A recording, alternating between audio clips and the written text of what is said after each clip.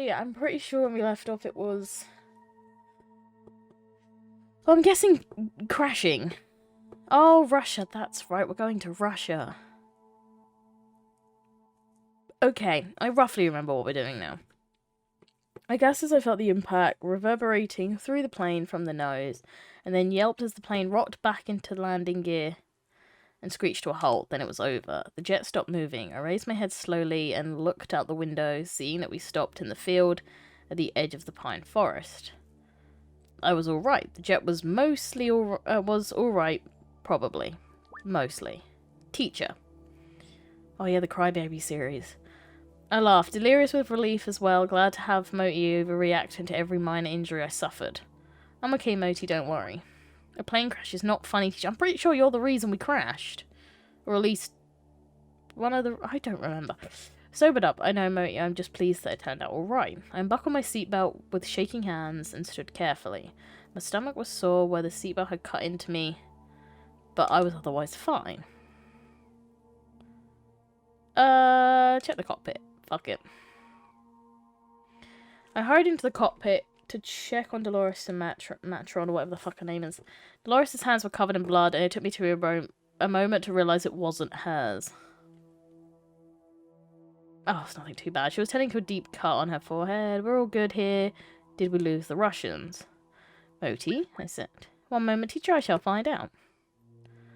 I couldn't help looking out the window, as if whoever was in control of the Russian planes would be standing in the pine forest for my convenience, waving perhaps. Sharon had described Russia as post-apocalyptic. I wondered uneasily exactly what that meant. The planes have shifted course towards the fighting in that place, not in my life. I spared a thought for the city of that place. I didn't even know if it was north, south, east, or west of us, or whether the planes were controlled by the remnants, yeah, whatever, of the Russian government, or by one of the hundreds of splinter groups claiming slices of Russia for themselves. I knew that I forgot about Blank's war in seconds. I'd probably never think of them again. Empathy was too hard when there was so much pain going on around. Check on the rest of the passengers. Yeah, see if everyone else is alive. I opened the door into the rest of the plane and almost hit Chase in the face. He looked concerned. What is it? Is someone badly hurt? Hurt? He said, confused. Oh, the plane crashed. No, everyone's fine. But will we still be able to rescue Satine's group? I hope so, I said, and allowed myself a tiny smile that he considered the group to be Satine's group. And why shouldn't he? Wait, aren't you an engineer? Can you fix planes? He looked more worried than ever. Are we stranded? You tell me, I said. He opened the external door at once and I followed him outside. The underside of the plane was badly scratched between the nose and the landing gear with large dents underneath the cockpit. I hated to think what would have happened if I let Moti take control. Is it bad? I'll get there in a minute. The plane's shape is very precise. Luckily, I can knock most of it back into place with a hammer. Oh, it's not too bad. Hello, Ram. This wasn't as reassuring as I'd hoped, but it would have to do. I asked Moti to contact the group of scientists we were meant to meet. Yes, teacher. Sharon says she and Satine will organise transport. What does she mean by organise? Probably steal. What's their ETA? Sharon estimates less than 24 hours. Oh, what's the point of crash landing? Thank you, Moti, I said. Nice. I heard a loud crash from outside as Chase got to working fixing the jet. That lady drank numerous cups of tea, complaining of a headache, while she did have a massive gash on her head. Moti insisted on giving her a full first aid check and declared her to be out of danger, probably. Nah, that's too long for me today. Moti recommended a full hospital checkup. Dolores told us to gather in the central compartment. We sat down obediently while she excused herself to wash the blood from her hands. We'll be here for several hours, which means we'll be dividing into shift teams in order to stand guard over the jet. Each team needs to have at least one gun, but we will aim not to get involved in any violence. Does anyone speak Russian? There was an overwhelming silence. I do. Of course you do, you little bitch. I guess I just volunteered. Let's go. 15 minutes later, I found myself standing outside with Etienne. Fuck yeah. Matron, whatever, and several others. Since I was determined not to let Moti out of my sight, I became their accessory. It was cold and the sun's light felt powerless. The ruined field stunk of rot, making the pine scent of the forest seem like a cheap bathroom spray overlaying a nasty stench without solving the underlying problem. Are you sure you're all right? Etienne asked. Matron, putting his hand on her shoulder. I was suddenly aware of how beautiful Matron was, and that Etienne had noticed. She smiled at him and he tucked a loose strand of her hair behind her ear. If this man cheats on me... If this man cheats on my ass, I'm going to be bitter. I watched Etienne's face and he gave me a blandly innocent look. Was he flirting with me, with her, or with both of us? I will be pissed. Move away slightly to give them some privacy, or show Etienne you're interested. I feel like if I'm suddenly going to be like, I love you, it's going to be a bit weird. But also, if I move away, like, you know, trying not to look, am I then, like, giving into it? Like, is that, like, a thing? Oh, I don't know. Why is it still here? No, don't pause. Don't let them fuck. Well, I don't know if they're going to fuck. So are we saying that I have to show that I'm interested in him? Because I am. We will have you. Even if it's just before, like, we all get brutally murdered. I am interested.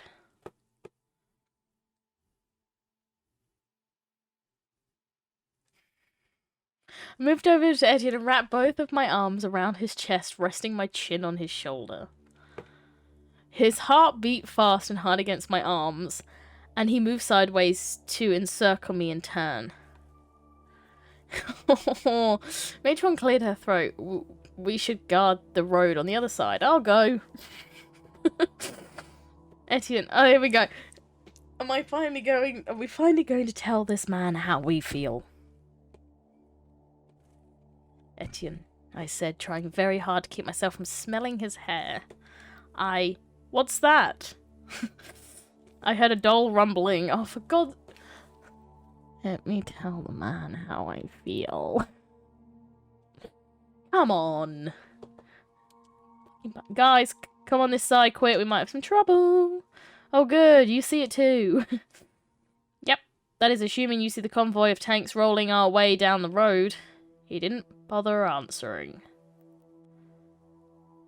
You should go inside and wait the others. I'll go inside. Okay, have you seen this? My top's for hot. Stop. I don't have money for t-shirts. Stop sending me links to t-shirts I don't have money for. Savvy haven't even bought me my fucking Darkwing Duck. I want my DW. Then I'll think about t-shirts. They don't care, they cute. Well, sweetie, and your extra fucking cash. Get buying if they cute. You know my size. Off you go. You know, chop chop. Buy me them all. Clearly. They're so cute. Fucking bitch. What is it, Moti? I asked, painfully aware of the progress of tanks. No. Well, you're a slag. Miss Sharon is driving the first tank. I'm sorry, Sharon has a tank? Sharon has a tank. She has written a message and sticky taped it to the front of the first tank. It says, Shazza loves Moti. Send her a message, tell her we love her too. That's exactly what I'm gonna do. Thanks, Moti. I was wondering if Sharon would take the message as harmless flirting or something more. Oh, Jesus Christ. I was so... it's gonna have to be a three-way at this point. So pleased to be in the same country as her that I almost didn't care. Okay, maybe a little.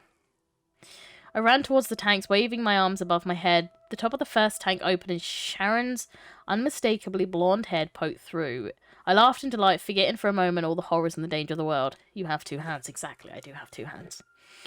As I drew closer, I saw her handwritten note sticky taped on the front of the tank. Thank goodness Moti had been the first shift with me.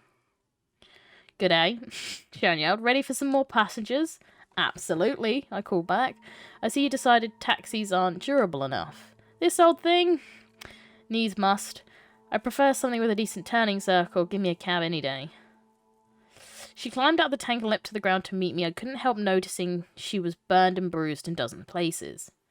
We're right as rain, she said expansively, just as I was about to ask what horrors she'd experienced while in the middle of Russia's new civil war. A spiky-haired woman I didn't recognize emerged from the tank and came to join her. This is Anya. I hope you don't mind that I asked her along. No. May I ask why? We used to date, and I just needed a friend. How many people do you know, Sharon? And I need to get out of here. I'm happy to pay my way. Alright. Alright, I said, choosing to trust Sharon's judgment. I'm sure we could use some funds now that we've cut ties with the company. I don't think they let people cut ties, not living people. Not as a rule, we borrowed their jet, among other things. Ah, Sharon didn't mention how you rustled up a private jet, just that you had one. Sharon shrugged one shoulder. The main thing is that we have a plane. Are you even aware that the company is now running Texas? And most of Central America, last I heard? Really? Said Sharon. These idiots become a genuine government, just like that. Anya slapped her forehead. Can I get in the jet now before Sharon gets us all killed? I nodded, numbly wondering what would happen to my home country. Anya walked towards the jet, joining a small stream of people. I saw Chase run to embrace Satine, and then change his mind at the last minute and awkwardly shake her hand. Hey, Satine, Sharon yelled. Thanks again for finding our wheels. Satine just waved in response, already deep in conversation with Chase. They made a cute couple. Then again, so did Anya and Sharon. So basically what we're getting is everyone... I'm not asking her out. I'm sorry. No, goodbye. I want Etienne. Chase and Satine returned to the convoy of tanks and drove our fuel truck around the tanks towards the jet. They hooked up to the jet to refuel, and I immediately realised just how useful Anya was. Jet fuel was the best possible gift for us, and I was impressed that she and Satine had managed to pull off getting it to us.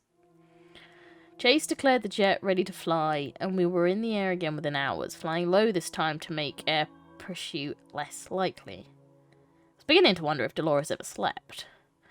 Matron and various others had filled the sleeping quarters, leaving the rest of us uncomfortably crowded. Hey Moti, what do you think that astronaut meant in the recording when he said everything we know is wrong? We know so little at the time of his death. Okay, thanks. Thanks, Moti. I know it's complicated. On the contrary, Miss Sharon, the small amount of knowledge makes his statement perfectly clear. Moti, what do you mean? I said very carefully. Do you understand what he was talking about? Of course. Of course you fucking do. All he knew at the time of his death was that something was very wrong with the sun. Therefore, the sun is fine. The problem lies elsewhere, presumably here on Earth. I clutched my own wrist, my mind whirling. That's... Moti, how can we confirm your theory? That's easy. Upon examination of the audio's recording metadata, I concluded that there exists a video component to the recording. It must have been corrupted during transfer. If we are able to view the uncorrupted video recording, we should be able to witness the event for ourselves. However, it might be difficult to obtain the uncorrupted recording itself. Does this uncorrupted recording even exist on Earth? If NASA and the Chinese Space Agency don't have it, I'm not sure who would. Maybe not on Earth, but definitely. Am I going to space? While we were trying to break into the Russian space agency, Satine and I discovered they picked up a signal from an astronaut's emergency beacon on the moon. The moon. That's in space, Moti. That's a bit more than merely difficult. Nonetheless, that recording is likely to show that the sun did not vanish, something happened to Earth. The Chinese government has also detected the signal on the moon. Given the importance of that external perspective, it's vital that someone travels into space. Oh, am I going to space? All I want to do is fuck a dude. Don't want to go to space. Like, someone got shot and I just came in to get laid, and now I'm possibly going into space. Fair enough, you know. That might be technically possible, but it's not plausible. NASA has been destroyed. Wow. Okay, Moti, how should we proceed? I mean, NASA has been destroyed. I'm not going to lie. It's true that the Chinese government has refused to support or allow a mission for this purpose.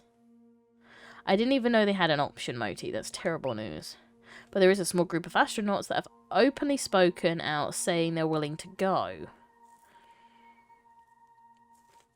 That's an option. Sounds like a fast way to get themselves arrested. We can help them, teacher. Can we? Us, I blurted out. We don't know anything about space. We don't know where the astronaut is located, or how to get there, or how to interpret what we find. You've broken into that place satellite launch center. You can do it again. I shook my head. Yeah, I shook my head. I hadn't signed up to go directly against the Chinese government. I hadn't planned to define the new government of Texas and Central America either. Please, teacher, I want to see a rocket launch. We're not even in China. We're in... Are we going to have to go out of Russia? We just got to fucking Russia. We're going to have to go out of Russia. And go all the way back to China. I'm so glad this isn't like an actual, like, walk-in traveling game. Just fucking hell. Nah. I would not be asked. I'm going to think about it. How should we contact the rebel astronauts, teacher? I just said I'll fucking think about it. Moti, I did not say we're going to help them go to space. The Chinese government is a serious organization with serious military might. Can you at least check for listening devices before talking like that? I already checked for listening devices. Teacher, our jet is clean. Oh, okay. Try to focus, teacher. The sun will disappear from our skies for good. To save the Earth, we need information that happens to be in space. To get that information, we need someone to go into space and get it. Yeah, let's ask my crew. My crew's still here. Etienne nodded slowly. The Chinese government isn't known for being a pushover, especially these days. This is likely to get both violent and deadly.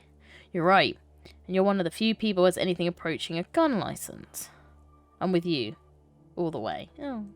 Sharon squeezed my hand. Me too, obviously. Let's do this. I sighed. It seemed we would be breaking into the satellite center. Again. We had plenty of hours of flight time left, so I let Etienne and Sharon break the news to the others. I went to sleep to the sound of scientists arguing. I woke up in China, glad that our plane was still holding together. Before I did anything else, I called Tanya and asked if she was connected to any of the rebel astronauts. Sadly, no, she said. I don't even remember who the fuck Tanya is. It seems like they could be essential to the planet's survival. But I've no idea how to contact them. My 2 broken legs don't help either. What? I shouted in the phone, suddenly terrified of being cut off. Where are you? Why'd you have 2 broken legs? Are you alright? I mean, other than your legs, what happened? I got into a minor accident while running away from some soldiers who were going to have me arrested or whatever. Right now, I feel fine. I'm staying with my boyfriend, Reggie. Are you safe? Is Reggie safe? Very much so. Reggie's a diplomat from Kenya with accommodation inside the embassy. It's really nice. You should come to us. It's safer than any hotel. Put you on speakerphone now. Hello, Reggie, I said. Reginald, he said. I forgive you for almost getting my girlfriend killed. Just don't do it again. I am so very, very sorry. I'm still here, and I'm your #1 space nerd unless Dr. Liang is with you. She's not with you? No. Uh-oh. I'll support you however I can, Reginald said to Tanya. We'll be at the embassy as soon as possible. We got a fleet of taxis from the airport, with Sharon and Etienne and I heading to the Kenyan embassy while the others went directly to the hotel.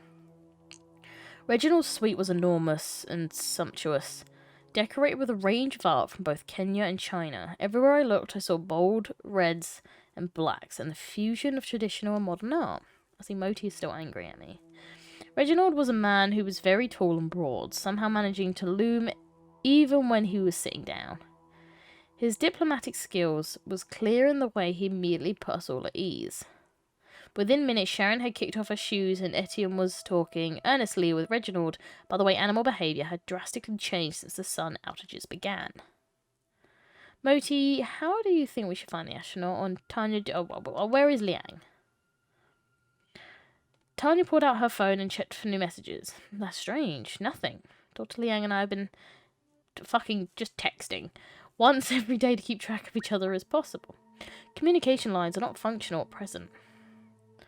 It's not that. See, I received an ad 3 hours ago from a new energy service. Do you think Leanne could have forgotten to message you? I asked. No. We should go to her. We should go to her apartment. Best case scenario, her phone is broken. Worst case scenario, her apartment is swarming with soldiers waiting to arrest anyone who visits. If she's going to go to her apartment, where should we go? That's a good point. If she was looking for me, she'd go to the diner on Feng Street. That's where I ran into traffic to avoid some soldiers following me. Would the soldiers go back there after what happened with you? She shrugged. I wouldn't, but Dr. Liang doesn't know I was followed, let alone that I was hospitalized. She might go, and everyone who knows anything knows it's a hangout for non-Chinese people and space nerds. There are other members of the space program that like to eat there. Do you think any of them have personal connections to one of the rebel astronauts? Surely if they're serious about going against the Chinese government, they'll make sure people can contact them somehow. I never thought I'd say it, but I miss having everyone on the smartphones all of the time, said Etienne. Tanya, I really don't think you should show your face in public for a while, I said. She shrugged. It was my fault for running. I still think I'd just be deported. On what? Most aircrafts are grounded due to all the lost satellites. If you were the Chinese government, set on martial law in order to keep the peace in the face of almost certain global extinction, what would you do to dissidents? She paled. All right, I'll rest up. I can't believe I can't walk when there's so much to do. You're far from useless, I assured her. At some point, communications will be working again, and anyone you can think of to call is sure to be helpful. What about the people we dealt with at the place before? Do you think they're still there? Would they risk themselves to help us? Do we want to let them take further risks? Tanya winced. I think we have to take risks, no matter what. Our time is limited, and if we don't fix the sun, fix Earth, then we're all going to die. I hated how badly she put it. Sitting in the luxurious surroundings of Reginald's embassy suite, the conversation had felt like a fun what-if scenario, but it wasn't. There's the guard, that dude, said Tanya. He was more than willing to help, but we don't have his details. Good. If your friend is still there, he can make contact, and then we can work together to get us in. What's your friend's name, anyway? Shang? I want to say Shang. I assume you mean my blue-haired friend. That's the one we held at gunpoint. Exactly. Actually, he called me just the other day to check I was alright. That might be why the soldiers were after you. Let's not use the phone again. Great, we can send him a text. We can SMS him the guard's name so he knows he has an ally. I mean, he's got a point. To not use the phone again if the soldiers from there now know. But also I feel like it's an agency. It's not like a full-on agency, it's... what's the word I'm on?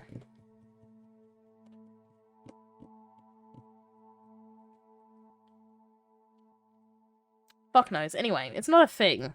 I can't think of the word. So, him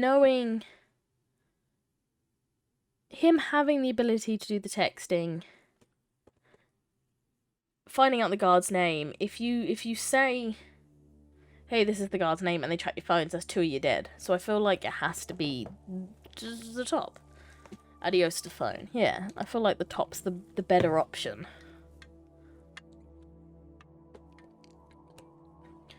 Reggie, darling, would you mind popping out and buying us a bunch of new phones to use? Sounds good. Be right back. I'm just pretty sure I said get rid of the phones. Gives Tanya on the head and put on his coat. Help yourselves to anything in the kitchen. Do you have any Kenyan food? For once, Reginald looked surprised. You can eat? Not yet. Teacher will describe the food to me. Reginald paused in the doorway. I miss home, now more than ever since I might not see it again. I made some ugali and greens earlier today, but the greens are gone. He went and opened the fridge, producing packages of what looked like white Play-Doh. Is that ugali? I want to say I'm saying that right. Yes, it is. You can shape it into a spoon or dish. I know. Okay. Produce a plastic container of something in brown sauce in the freezer. It will go beautifully with some Peking duck. Yep, thank you. With that, Reginald left. Goodbye, bitch. He's a great cook. This will be fantastic. I'm fucking starved. Fuck your item. Fuck your relationship. I'm fucking starving. We sat down to our meal of Peking duck, minus the characteristic vegetables and pancakes. And ugali, minus any of the usual side dishes. Tanya was right. It was delicious. Describing it to Moti made me appreciate it more fully, and I finally understood why people blogged about food back when the internet was ubiquitous enough for entertainment. The ugali was a starchy, moldable white lump that made eating a creative endeavour. I tried making buns with pieces of duck and hoisin. Yeah, I know how to say it, but I don't. Sauce inside the dough, then I shaped it into a spoon and ate the meat that way, enjoying the way the sauce soaked into the dough. Since we were in Beijing, I tried flattening the ugali into a pancake-like circles and then wrapped them around the duck by folding over the sides. The dough was too thick for it to work properly, but I loved it all the same. The moist and crispy duck set off the cloying thickness and the ugali beautifully. And the sauce stained the ugali black, pervaded it with salty goodness. Reginald returned with an armful of phones. I brought all the ones with a 4 in the number. Great. Seeing my blank look, he said, it's a numerology thing, and people's superstitions are out of control. The Chinese number 4 sounds like the word for death, so phones with that number are cheaper. Okay, what do we do now? Etienne asked me. Let's consult with the other scientists at our hotel, and we go to the diner now, all of us. It's our best lead. Hold on, so are we taking the woman? Are we taking the broken legs woman? Or is she... I'm assuming she's staying. But I guess Dr. Liang could be in trouble. So would it be best to wait? Or just go... So have I got Sharon, Etienne, myself, and possibly... I don't know if it's Reginald? Any time I hear Reginald, I think that fucking video with the dogs. This is Reginald, he's a pure breed. That's all I think about.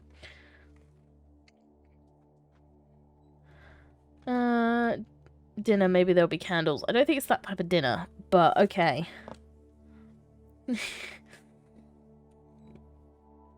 I'm not saying all the words are blurring, but this is really fun when it comes to, reading. All 5 of us, 6 including Moti, went to Tanya's favourite diner and tried to look natural as we spent hours in a booth toying with our food and staring at everyone who came in. This is no good, said Tanya. I'm getting so bored and I wish my soldiers would show up again. Come to think of it, they're really questioning me at the hospital. They should know by now that I'm no criminal mastermind and certainly not working for the remains of my government. Alright, let's go. Would you like to come with us? To meet an international group of runaway scientists, mostly from underground groups that verge on cults? Oh, yes, please. We made our way back to the hotel, so it literally didn't make a difference. We returned to the hotel to find Matron and Dolores and the others just settling into a number of other rooms. The staff had realised our group was a source of ready money for the moment, and we were overbearing in their helpfulness. Reginald made best friends with the bellboys and the front desk staff, and then returned to us to say that he felt we were safe, for the moment. I had to be impressed at his interrogation skills. Not many people could pull off making friends act as well as he could. When I told him he should consider the investigation business, he just smiled. I silently wondered how much of the Kenyan ambassador's job was diplomacy. Diplomacy, yeah, sure. And how much was a general form of spying. He and Anja got on like a house on fire, and it turned out he spent some time with her in her hometown when he posted in Russia years earlier. They seemed ready to talk about Russia for the rest of the day, but we had to get down to business. If you don't want to, straight up, let's just... She's missing. We need to find her.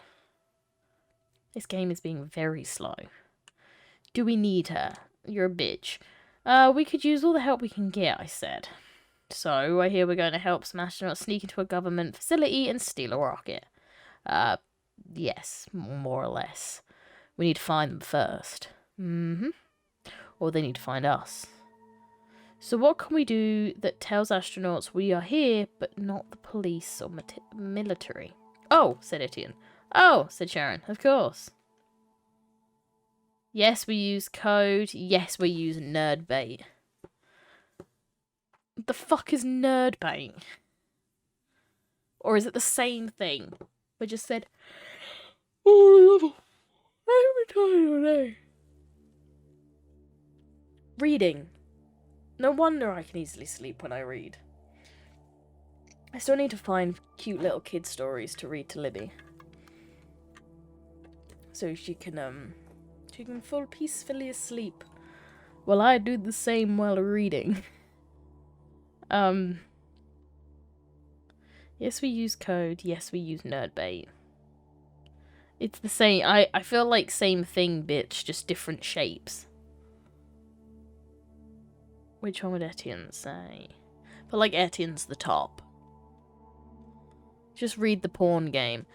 I don't want to read the porn game to make Libby fall asleep. I don't know how well that would go. I don't want to traumatize the woman.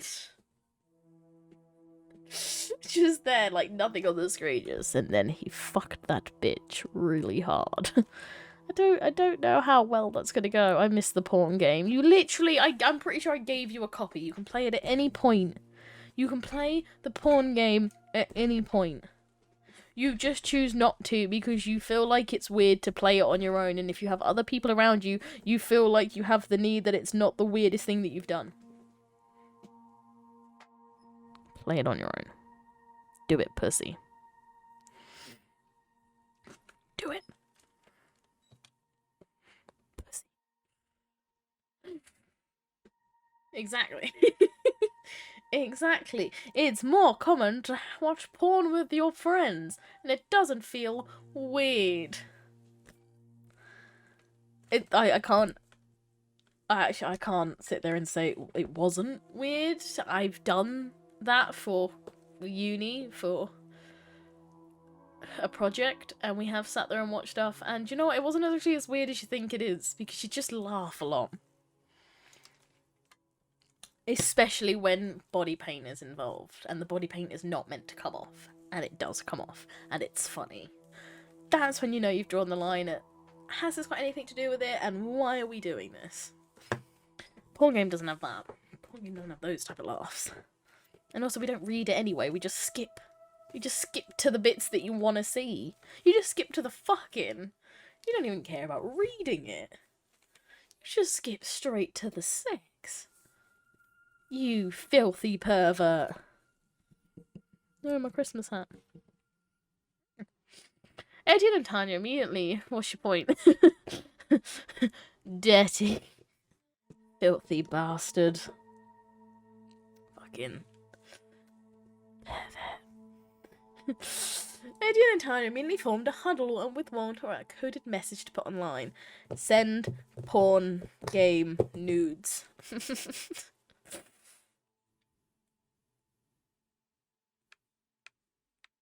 What the fuck just happened?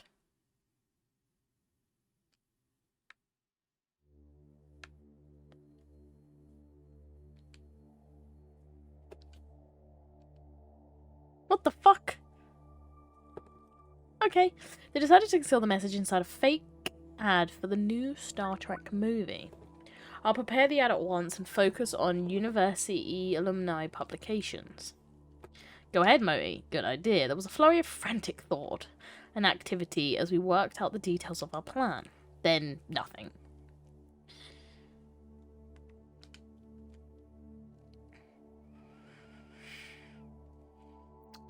I would have loved to eat some more local food.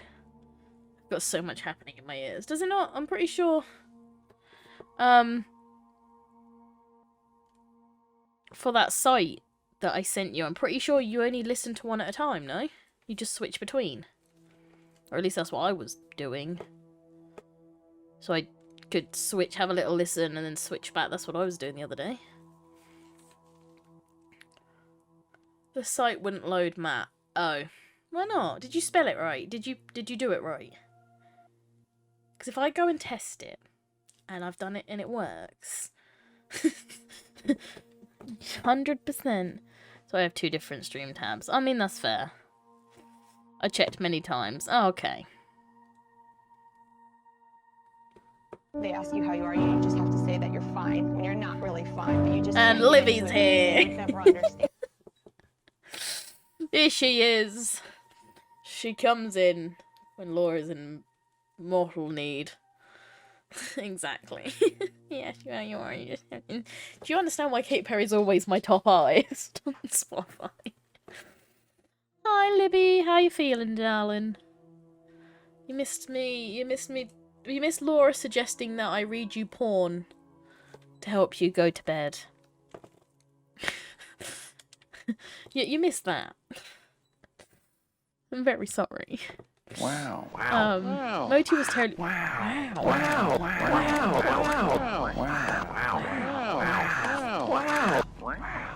Wow. It was nice to waste time for once, instead of working. I still couldn't believe we were going to try and launch a real-life rocket, not to mention going against the newer, stricter Chinese government. Etienne and I talked about his friend and ex-boyfriend Pierre, the dickhead that we didn't like. I'm poorly again.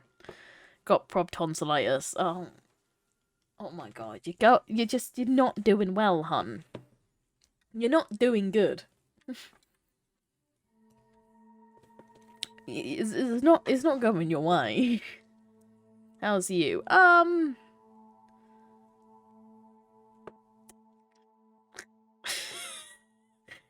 actually done pretty good all day, and then my mental health took a drop, and then my head was like, Other than that, I think I'm doing pretty good. I do also just have the Darkwing Duck theme on repeat in my head. So I'm doing pretty good. We're talking about Canada. Trying to... Daddy issues, yeah. Men. Yes, that too.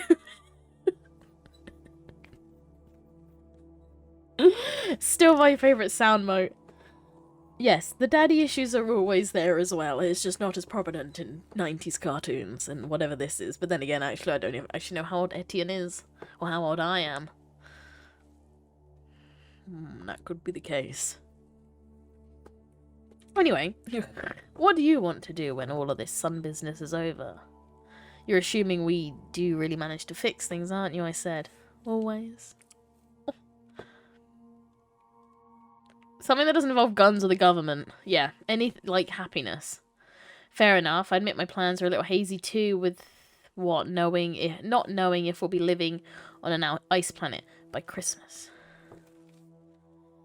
If you need entertainment, eyes around all day, every day, till Wednesday when I go to work. Oh. If I need you, I'll hit you up. You can come scream. I'll give you entertainment. I've also got you, because tomorrow I'm watching DuckTales all day. Then I'm playing Minecraft. And then Saturday's Dinosaurs. And then Sunday's Dinosaurs. And then Monday possibly might have to be a stream, because then I realised that Tuesday... No, Tuesday's my stream. Ignore me. Tuesday's my stream. Tuesday's my day stream because I'm out in the evening seeing the boys. And then Wednesday is stuff. And then the theatre possibly. And then Thursday is another stream. And then... There's a lot going on next week. I'm just looking forward to a free takeout. I'm not going to lie. Well, I'm hoping it's going to be free. I'm probably just going to talk about how broke I am.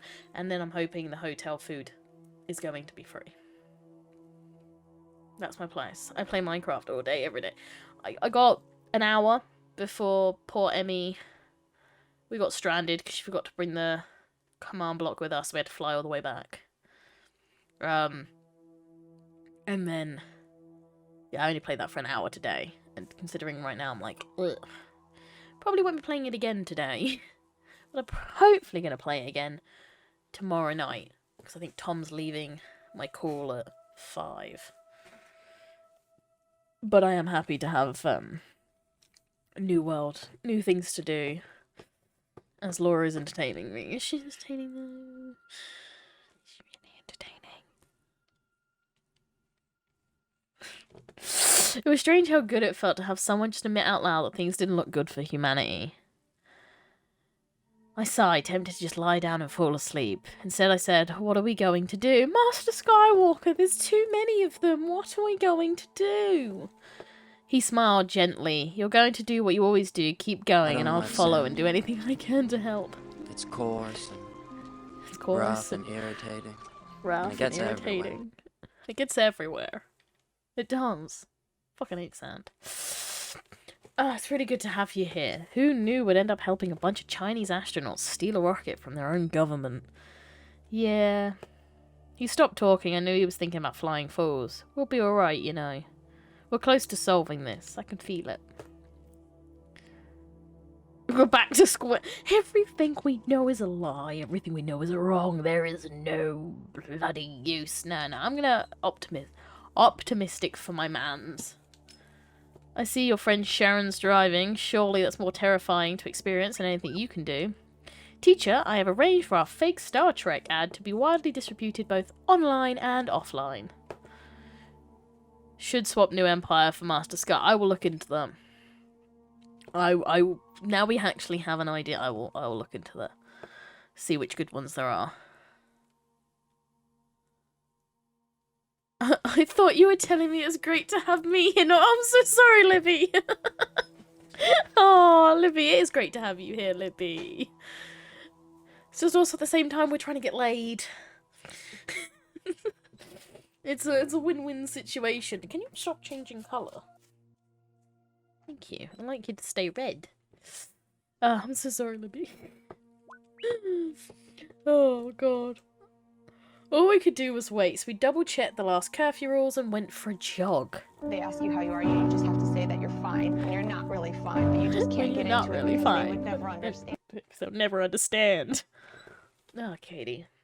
That's not how you're feeling right now, Libby. I'm so sorry. I can offer you a duck and a Christmas hat. And that's all I've really got going for me. A duck and a Christmas hat and a Christmas t-shirt. It changes colour. That's all I can offer. I'm fine. Yeah, I'm fine. Ross is, I'm fine. It's okay, but no, it's not. You're sad now. I see how it is. I'm so sorry. I can offer you Laura's money. As soon as I steal her card. As soon as I take her shit. I could offer you that.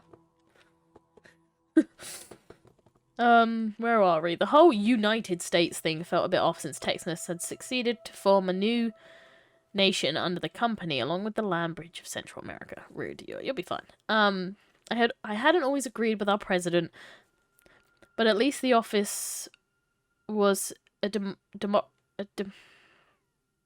democratic. That's the word. One, the company was the embodiment of money-fueled power. She buy me things on holiday. You can buy me things on holiday. I don't know where you're going. You can buy me things. And I helped them grow bigger and more ferocious than ever. I focused on the steady beat of my footsteps, the healthy pain in my legs, feet, and the dry hollowness in my lungs. We went back and showered at the hotel. And while I was still in the shower, Moti spoke. Teacher, I think we have a lead. Astrogirl78 has arranged a face-to-face meeting with us. That's wonderful, Moti. Did you already arrange a place and a time? Yes, teacher. I recommend you choose only one person to accompany you, so Astrogirl78 is not thrown away. I am never going to financially recover with this. Oh, I'm not taking Dolores with me. You can fuck right off. Fucking jeez. Astrogirl78 had arranged to meet us at a local shopping mall. She clearly felt safer. Freedom!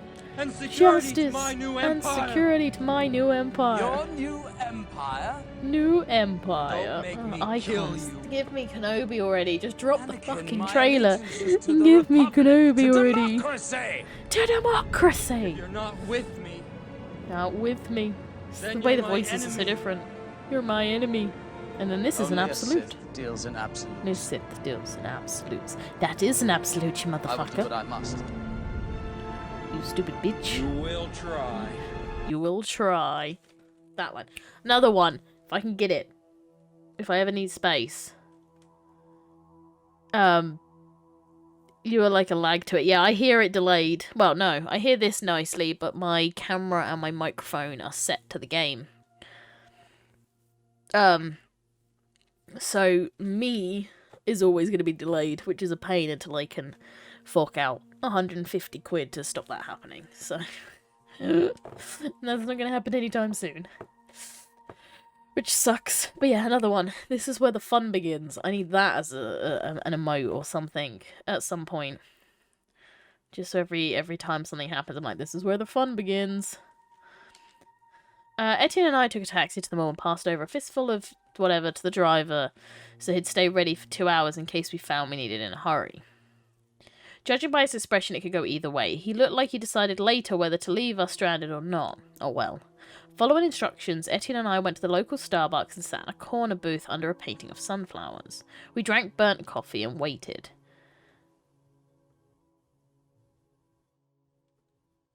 Can I be honest? You flirt with me at every possible opportunity. But it's more than just flirting, isn't it? Yes, where's the option for yes? The world might be ending, but I just can't stop thinking about you.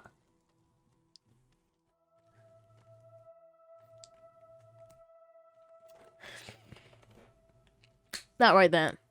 That right there is God fucking tier.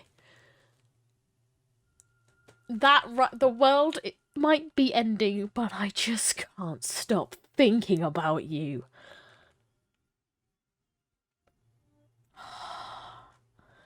Absolutely, that is my choice. Etienne chuckled, and I realised he was so relieved he actually had to gather himself to speak again. So, it's like that, is it? He said at last. I found myself suddenly and embarrassingly tongue-tied. Etienne sipped his coffee, watching me over the rim as if I was a grizzly that it just might attack. A horrible thought struck me. You don't mind, do you? No, he grabbed my hand across the table. I don't go around the world for just anyone.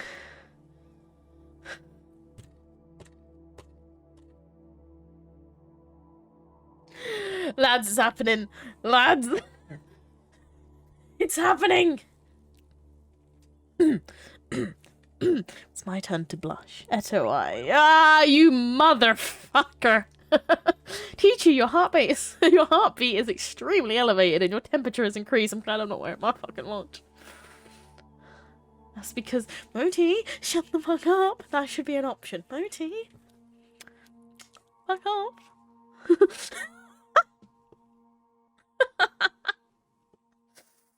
Oh god. Moti, you fucking whore. Shut up.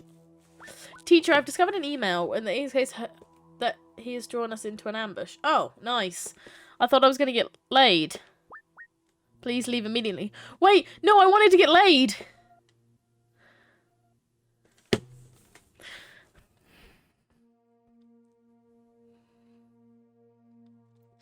But I was finally going to have a romantic moment.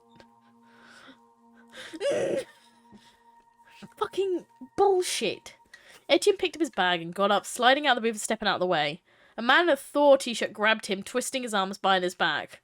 Throw the watch out the window. The man dragged Etienne backwards, heading for a door as he screamed. I swear to God. I swear to fucking God. I have just got this man under my belt.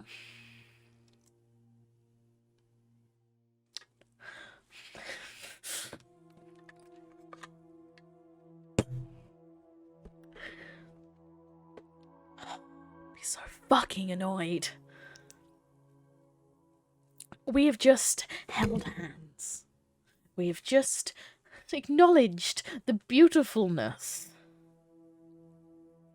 And I swear to God, you take my man away, I'm about to fucking I'm so sorry, microphone. You're getting a proper, like, beating. I'm so sorry. I'm about to fucking kill a bitch. So should we throw a napkin holder at the company man's head, or should we be like, dude, let's talk about this. I was about to get laid. Like, we were just having a date, I swearsies. Please let me keep my man. Throw things. Okay, I'm throwing things. I grabbed the napkin holder and leapt up onto a bench to get a better shot. Take that. Take your sexual frustration out. The company man was swearing in Chinese, trying to maneuver my friend. Where's the word boy in front of it?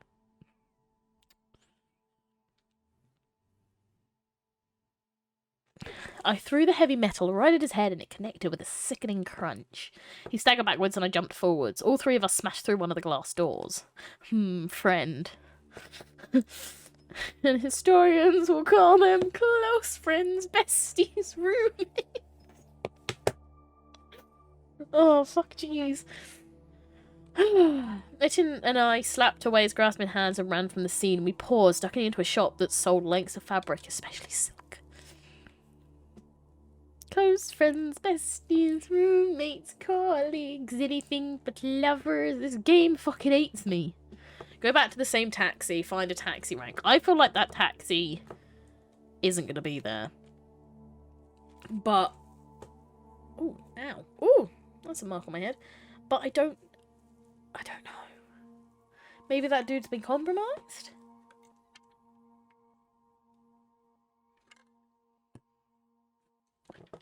How about we jump in front of the taxi? What, ride together, we die together? We just like, sorry if I can't have him, no one can. Yeet. Bye. That would actually be quite funny, I'm not gonna lie, but I don't think that's an option, unfortunately. We've only got the two. What are you buzzing about? Go away. I feel like that same taxi ain't gonna be there, but also at the same time, no, my luck, I'm wrong. So...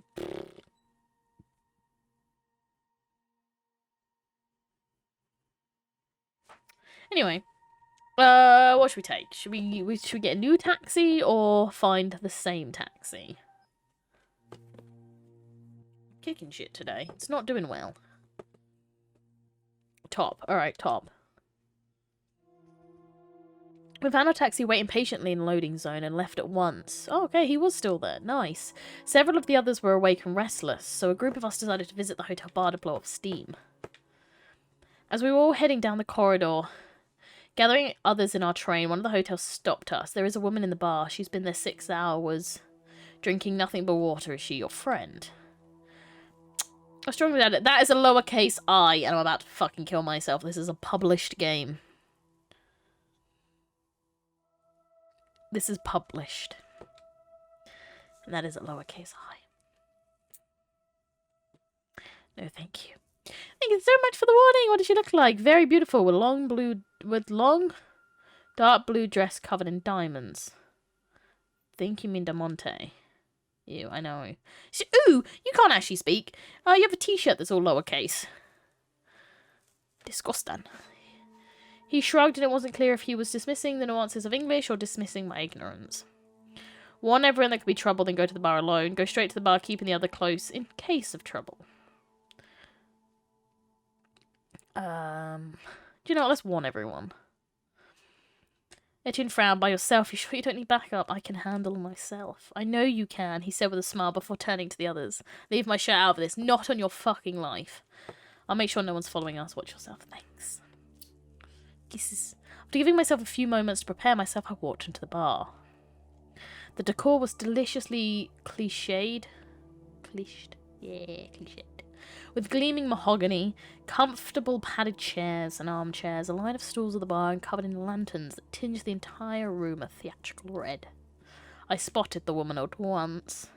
She sat at the bar in a backless evening gown that really was studded with what looked like diamonds. Her hair was dyed red and curled, and she swung... Oh, no, she wore a pair of strappy red sandals. One of her feet swung just slightly back and forth. She paid attention to her martini glass of water, stirring it with one finger so the ice cubes clinked against the glass. Everyone in the room, bartender included, was watching her with varying degrees of blatancy. I detect no concealed weapons, although her skirt is sufficiently flared to permit a gun strapped to her thigh. I held up a pair of crossed fingers in front of my right eye, a symbol meaning thank you to Moti, since they saw through my contact lenses. Talk to the woman. Let's just chat to her. How are you doing, love? Hello, I said to her in English and cursed my inanity. Yeah, sure. Do you come here often? The woman swiveled to face me, revealing her surprisingly dark, intense dark eyes. I met her gaze and said nothing. Hello, she said at last, but she wasn't talking to me. Hello, Lee Jai. What the fuck? How do you know everyone? She startled, and for a moment I thought she'd run away. How do you know my name? How did you know where to find me? She chewed on her lower lip. You're not the only hacker in China, Moti. Moti, who is she? Can she be trusted? Li Jai is one of the astronauts planning to go to space without governmental support. Her risk level is medium. She extended one slender hand for me to shake, and I did so. Are you in contact with the others? I asked. She pressed her lips together. I have worked with some of them in the past. Why should I trust you? Do not ask Moti. Moti will vouch for me. Moti immediately described me to Li Jai in such glowing terms that I wish I never said a word. Alright, your teacher is probably okay. What comes next? It was my turn to sigh. We think the satellite center is our best bet to get you and your people into space. Hopefully it's old enough to have less security, even now. She considered the statement and nodded. My equipment isn't too far removed from there. I'm afraid I need to be blunt, I told her. Are you able to round up a full crew, astronauts, radio techs, everything? A skeleton crew, she said. Bring them here or take me to them. I mean, the people that were looking for us haven't found us here yet. So it's a possibility we might be fine. Fucking ring light. I need one that's... Maybe I need to put it on the warm setting. Oh no, that will send me to sleep. I'll be like... dead. I know, you're shaking a lot. I'm so sorry. Like, I gave you a hat. It's Christmassy.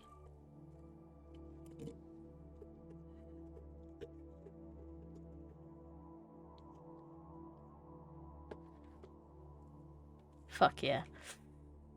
I'm going to go. Yeah, bring him here. See what happens. Leisure frowned and thought, do you think this hotel's safe for us? Surely having so many foreigners will draw attention. Yes and no. Moti checks for listening devices and the hotel staff have been very discreet. In fact, they actually warned us you were here acting suspicious. Suspicious, she said and tucked her curls behind one ear. I was going for glamorous. I raised my hands in a gesture. You're definitely that. But you were here for hours alone and realised you had to be waiting for someone. Ah, right. Goodness knows I just wanted to wear it one more time. There are no guarantees, of course. We could be betrayed at any moment. She shrugged as if it didn't bother her, but her fingers drummed on the bar. The hardest part of the plan was finding you. There are several geniuses in our company. We'll figure out how to get to that rocket. She nodded, staring at the bar. She looked too slight to be an astronaut, let alone to go into battle to steal an entire rocket, and I resisted the urge to say out loud that I wish she could just stay somewhere out of the way until the sun went out, or didn't. Do you want to meet the others? When should we expect? When can we get your crew? We have some things to arrange. I think we'll be ready by tomorrow. I chose not to ask what she meant by either things or ready. Plausible deniability was worth a lot. How many of there are you, and are you well armed? My stomach felt like I'd eaten a stone. I was talking to a beautiful astronaut in a ball gown, but we could easily both be dead within 48 hours.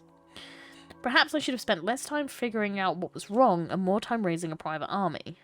We have a few handheld weapons and a lot of scientists. She took a sip of water and I knew she hoped for more, much more.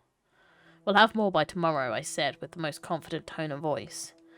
Are you aware that the military is now running all of China's space facilities? Our strategy is open to input. Do you have any input? I was a pacifist until 3 days ago. Please tell me of people who can get us into the satellite launch center. Fucking we have to try. I'm not even going to deny it. We've done it once, we'll do it again. She actually laughed at me. We both know she fully expected to die before she ever got to space. Don't worry, Lee, it will all be right. She stared at Moti for a moment and then left without another word. I hoped it wouldn't be the last time she wore her starry diamond dress. I crammed everyone into Dolores' room, it was the biggest, naturally, and had Moti repeat back our conversation. After that there was a long silence. I can't wait to see what Mr. Lucas saw from space when the sun went out. I jumped to Moti's loud volume and Satine giggled nervously, but the tension was broken. Moti was now faking social obliviousness. They'd grown amazingly subtle. I made a mental note to discuss investigative techniques, since I was fairly certain Moti's techniques now suppressed my own. Wow, breathed Chase. Wow. Wow, breathed Chase. We're really going to send her into space. Dolores snorted in derision. More likely get her and all the rest shot along with ourselves. Not me, said Crank, startled. I'm not going to get shot. I'm sure you'll be fine, Crank. We're all risking our lives from now on. If anyone wants to leave, now is the time. Exactly. The conversation grew rapidly stilted and several small groups stood as if to leave. Meet back here in an hour with ideas for how to get into the centre. I said. The room emptied quickly and I hoped someone came up with something brilliant. What is this, a slumber party? I'd forgotten we were still in a suite. I took the hint and left. Sharon, Etienne and Anya waited for me in the hallway. Hello. Hi, Moti, Sharon said with a smile before addressing me. We hung around to let you know we want to stay within Kui no matter what. Etienne and Anya both turned to think close by. We'll stay close by. Hopefully, with us at your back, you're less likely to come a cropper. Fucking honestly, the slang. That's your plan. You'll just protect me instead of worrying about our astronauts and the Chinese army and the sun going out. That's what the lady said. Yeah, do you know what? Thank you. You guys are the best. Etienne was suddenly very interested in the wall, and even Sharon was suddenly bashful. Anya continued to look me right in the eye. She was a natural soldier who didn't expect praise for putting her life on the line. This is the bit when I checked how long was left. This is the bit I saw.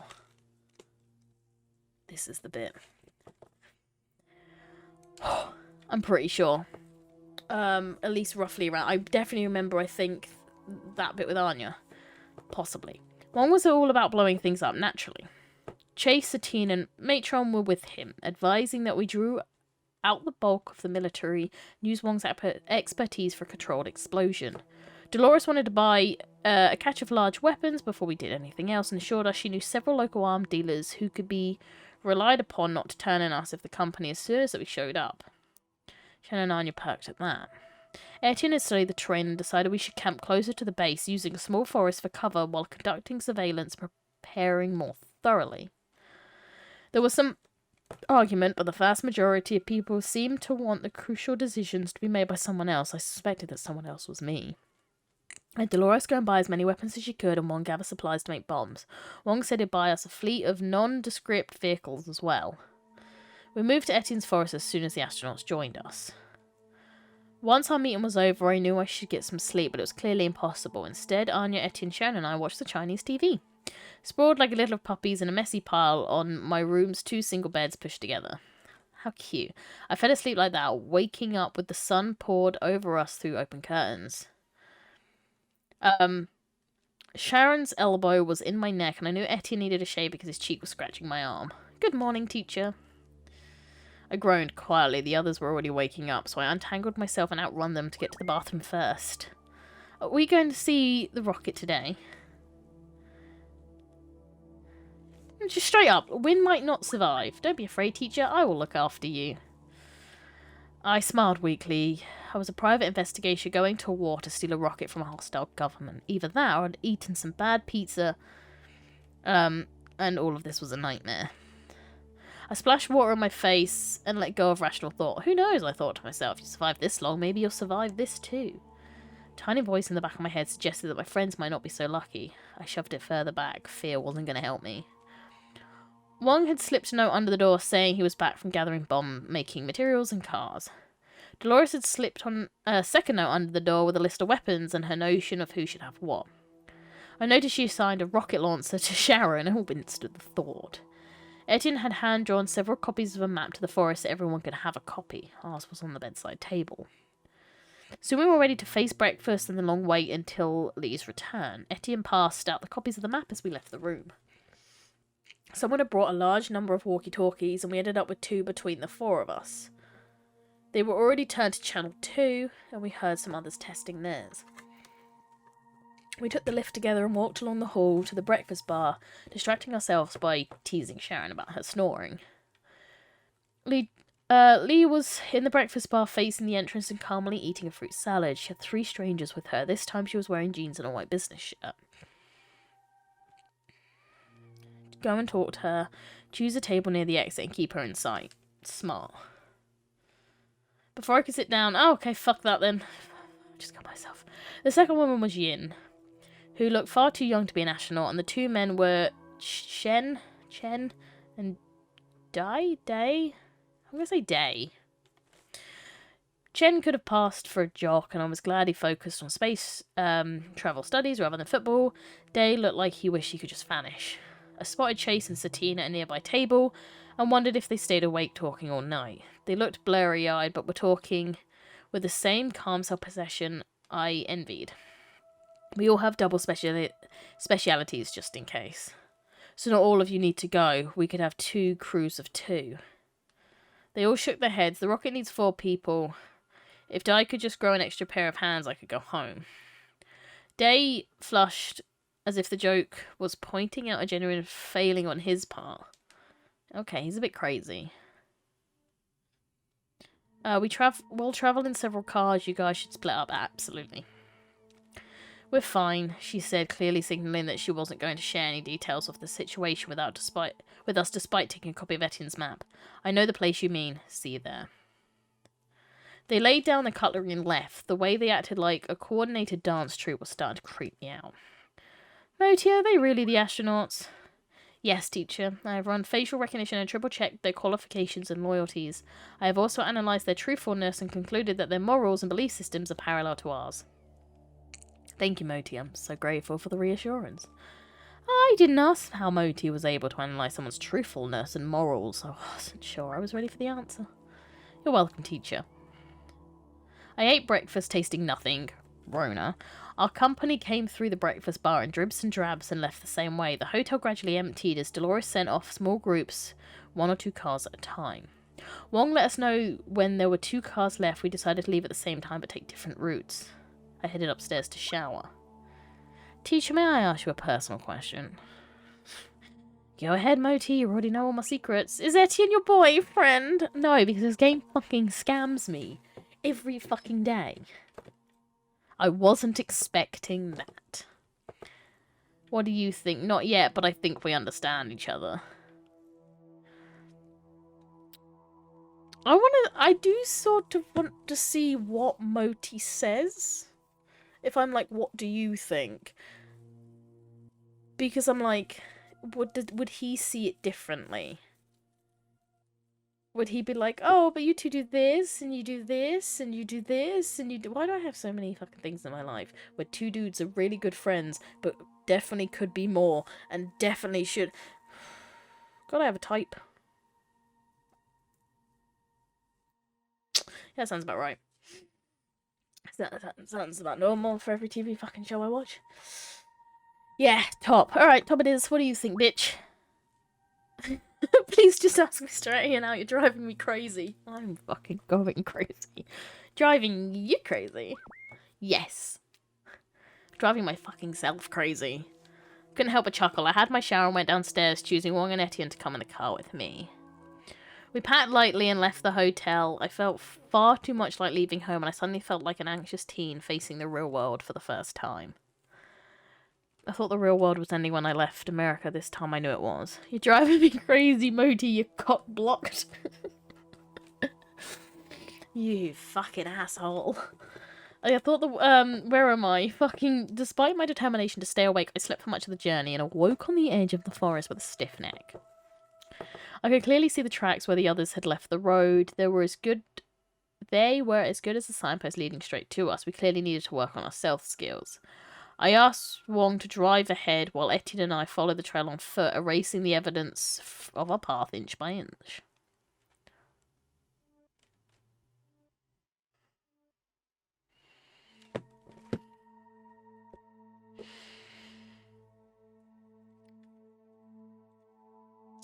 Dear game. If I pick the top one, Please, I'm begging you. Please, don't fuck this up. Okay? Please, if I tell him I love him. Please. Gaming gods, please.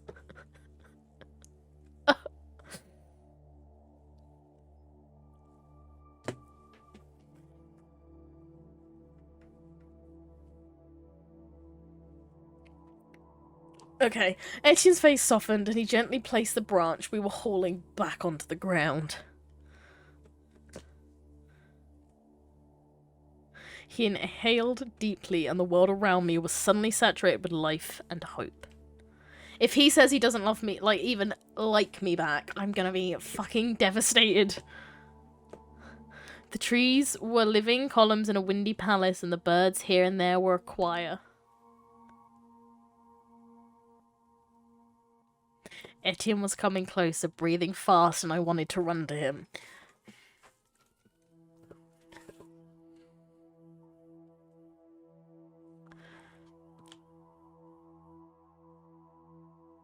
Instead, I looked at his face and his eyes and the open hands he reached out to me.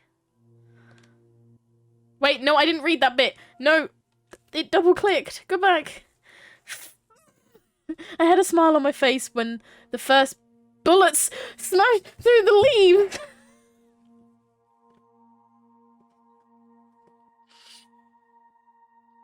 Kill myself.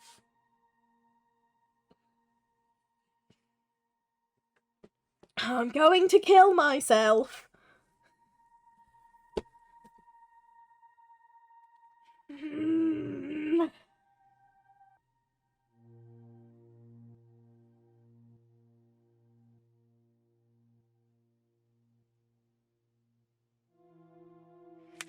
I swear to fucking God.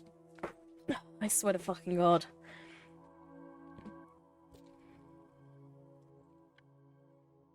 I fucking swear to God.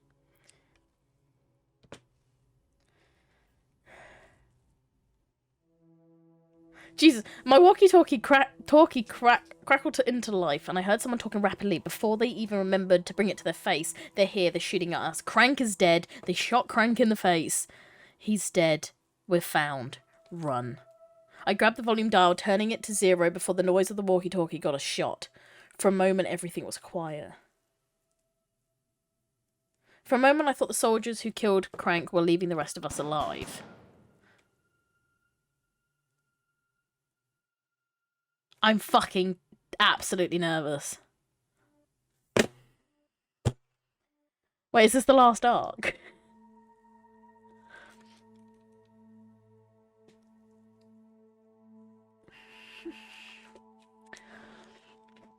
There's only one more arc, I'm pretty sure. Problem is, this is the problem now.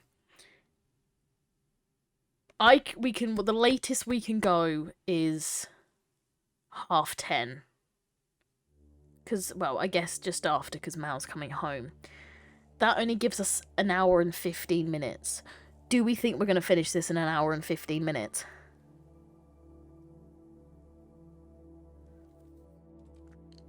Or do you think Mal will be alright waiting if it's another 10?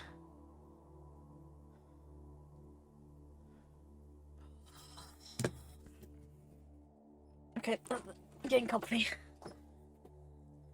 Okay, we're gonna speed run this shit. Let's go, lads. We're speed running it. Also, I have no idea if Waz is technically actually still here, but if he's in Matt's one, tell him that we told Etienne he love him and now we're all going to die. I screamed for Etienne before realising I was only making both of us an easier target. A heavy weight hit me in the stomach and I fell backwards onto the ground. Shh, said Etienne, he crash-tackled me to the ground. Waz is playing on Maz. Tell him, yeah, just go on his stream and be like, Waz, just to let you know, we told Etienne love him and now we're being shot at. Just... because he's invested in the relationship. I nodded and grabbed his hand, pressing it to my lips. Cool. Nothing like getting shot at to make a relationship feel like the most natural thing in the world. I slowed my breath and listened, trying to hear the small sounds between gunshots and my own ragged breath. Bang. Someone else is dead. Careful movement as Etienne drew his gun. No doubt we're outnumbered. We're fucking outnumbered. Don't give a shit. We're not thinking. We're just going.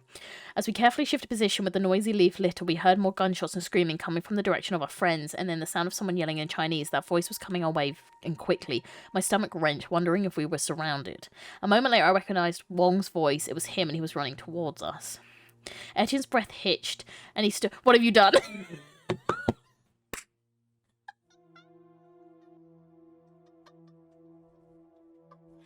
There he is. I said to Laura just to inform you, because I knew that you were probably playing on mats, and that I knew, you know, I was like, I just wanted to let you know that I will quickly fill you in so you can go back in game. Yeah, we kept telling him we liked him, and we sort of noticed, and then we finally told him that we think we're in love with him, and as he got closer to me, bullets started happening, and now we're on the last arc, and everything's we're trying to speed run. But I thought I'd let you know that we actually finally told the man we love him. And now it's all going to shit. Enjoy the rest of your game. I told Laura to let you know, because I knew you were as invested as I am. Etienne's breath hitched, and he stood upright, bracing himself against both the cover as well. Yeah, it's going well. This was really happening and far sooner than I hoped. We weren't ready. A few steps after I heard barrage of bullets, and Wong screamed in pain. We'll be watching the VOD for sure. I'll let you know exactly when it starts. The two of us hit the ground a second time. The gunfire was coming from both directions at once. Shout a war cry and run. No, search for Wong. We're speed running. I crashed through the forest, stumbling on loose rocks and cracking my shins against tree stumps and low bushes, trying not to think about I might die. Etienne was right beside me. I slipped and fell onto something that wasn't a plant or a rock. It was Wong. Wong's arm, Wong's throat, Wong's blood. Moti, I whispered, already knowing what they'd say. Teacher Wong was shot in the throat. He is dead. Bury him. Carry him back to the others. I don't know. Do we really have time to bury him? I'm just going to try and pick him up. We carried him clumsily back to the others. Following the sound of gunfire, I carried his head, feeling his blood soaked into my shirt sleeves as we stumbled on the uneven ground. The one upside of all the shooting is that we were easily able to get past the soldiers to our friends. We stopped beside one of the cars Wong had brought for us and laid him on the ground. Satine immediately pointed two guns at us before recognizing who we are and calling out soft reassurance to the others. I saw a man's body lying on the ground with a beach towel hastily laid over his face. It was Crank, and he was dead. I wondered if our pet thug had done something selflessly heroic or had just been unlucky.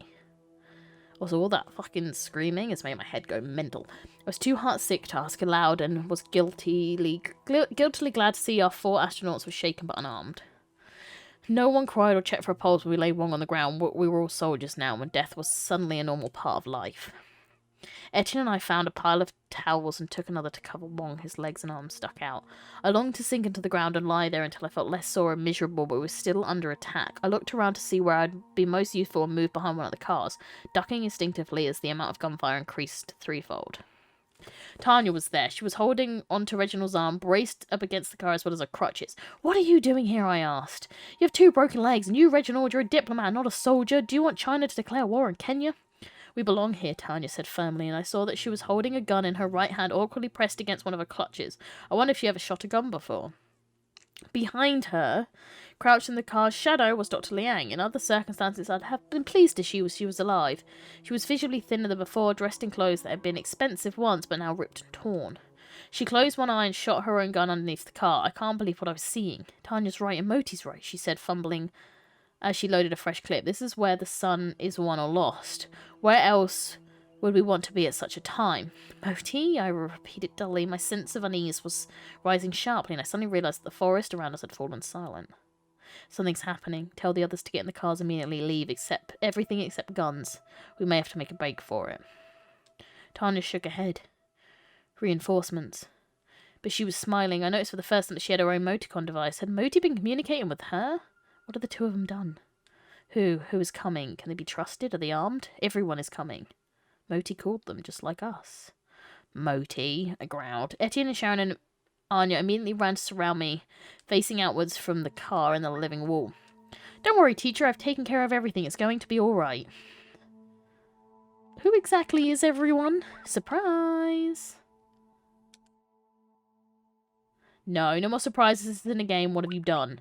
Please scan the forest so I can view your latest edition via your contact lenses. It is important that I know who is approaching just in case.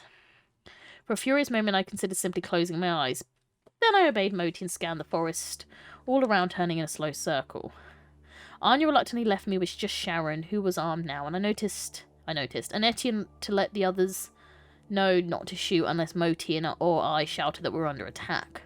A man stood so quietly before us I wasn't sure if it was a real person or was just jumping at shadows. Then Etienne jerked forward as if he had been pulling string. Pierre, the ex-boyfriend.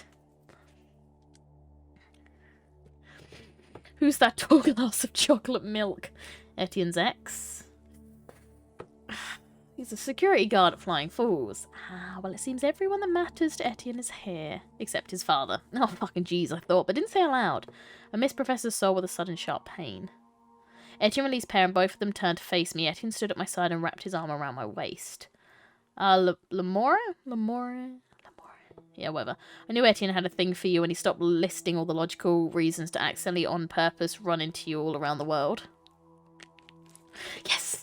Glanced nervously at Etienne. He was blushing too and it was clear he was bursting with pride. Is this good, teacher? Are you surprised? No. Yes, I'm very fucking surprised. Shoot the ex! We might need him, unfortunately. I was extremely uncomfortable with Moti bringing more innocent people into our battle, but it was true that we needed all the help we could get. I had a bad feeling we'd be buying our way out of a battle at the cost of more lives.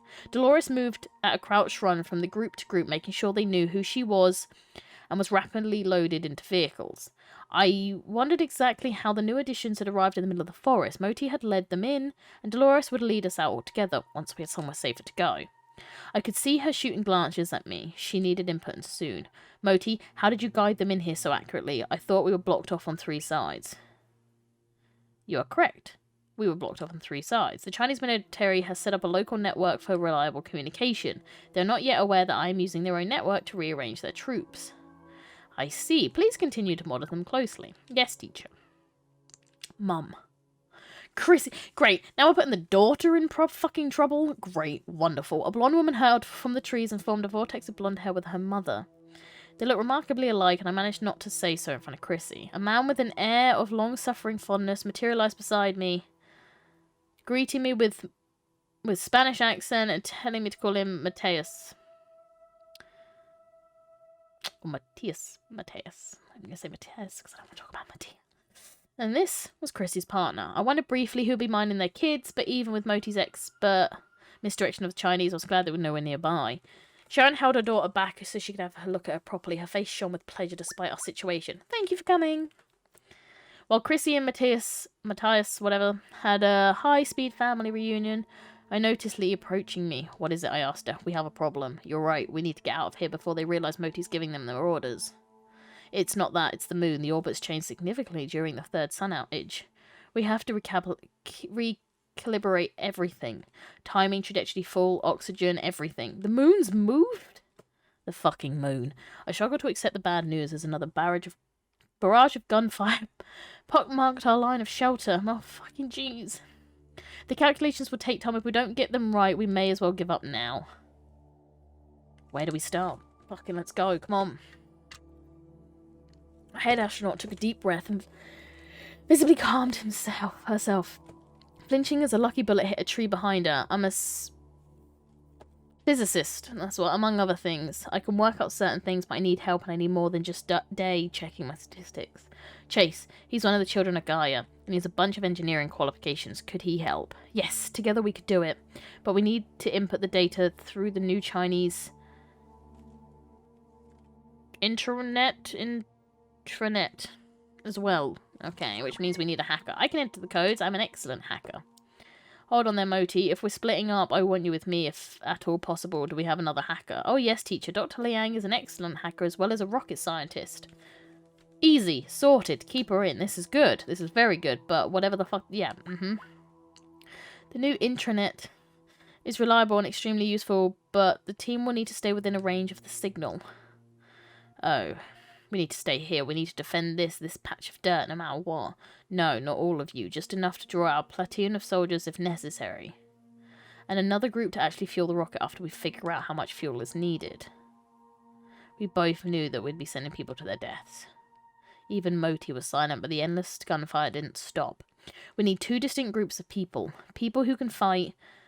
Moti, you have a better idea of skills than I do. Who do we have? I do not like this teacher. Like I give a fuck. Neither do I. Tell me who we have, either here or coming soon. I'll make the decisions.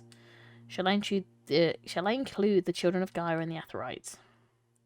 No, their knowledge is too valuable. Besides, how many are left? The Portugal chapter of the Children of Gaia is already with us, including Miss Farah and Mr. Chase. Then we have the Chinese chapter of the Atherites that Mr. Wong brought us to, including Miss Satine. I bit my lip knowing Satine's knowledge of that place fighting. It's like gorilla, but it's not really. Fighting men should have to be part of the front line sooner or later. I vowed it would be later and hoped Chase would be able to forgive me if she died. I have made friends with the police who arrested you. They are also here. Jesus Christ. When? Wasn't even arrested for very long in Peru. Miss Farah's daughter Aurora will arrive shortly along with her guardian. Moti, no, this is no place for children. She and Yumi will be best friends. Fucking, you've brought Yumi in. Someone nearby screamed in pain as one of the bullets found her. I know teacher Dolores' wound is unlikely to be fatal. She's already bandaged and is shooting back. That's good, but I don't want a child getting shot, fatally or otherwise. Neither do I, teacher. Aurora and Yumi understand things. They would be badly hurt no matter where they were. I shook my head, but I didn't need to say a word. I hated acknowledging it, but I knew Moti was right. Send Miss Farah to them with Chrissy's emoticon. Make sure the adult... Yeah, fuck it, that's a plan. Miss Farah and Chrissy are currently pinned down on the hill east. I negotiated with Chrissy and Miss Farah will be moving out shortly with emoticon. Make sure you stay low as I've drawn the squad soldiers back towards us. I breathed a sigh of relief, confident I'd done the right thing, then warned the others that the battle was about to get more intense. We'd already lost Crank and Wong. I dreaded losing more. About Atherites, how many are left? Satine and the others from the jet. Thank you, Moti. Of course, Satine is the only fighter among the Atherites. She will defend Chase's position whether I ask her to or not, I suspect. But who can stand guard with her, and who can get close enough to refuel the rocket? I was briefly distracted as a crowd of Japanese people arrived. The friendly Miki and her geologist, Dr. Marigold and her eavesdropping sociologists, the teenage pop star. Fucking jeez. Oh my god. Okay, there's a lot of people. I risked a wave as someone headed them towards Matron. She handled them before, she could handle them again, and I ducked as bullets flew my way. The soldiers were closer than ever. I chewed my lower lip and thought, the crew to refuel the rocket would need they need to be subtle. Once the math was done, Satine would need to be part of that crew. She had the skills and the smarts for it.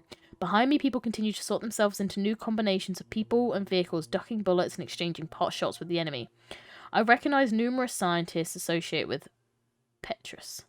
It made me sad to think of the beautiful castle in Indonesia where so many intellectuals had gathered in safety for a while.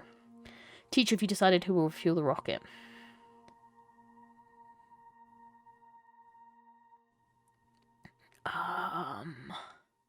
Assign the Portuguese children of Gaia to deal with the refueling mission or deal with the refueling issues later. I don't think we should deal with it later. I feel like we just got to assign.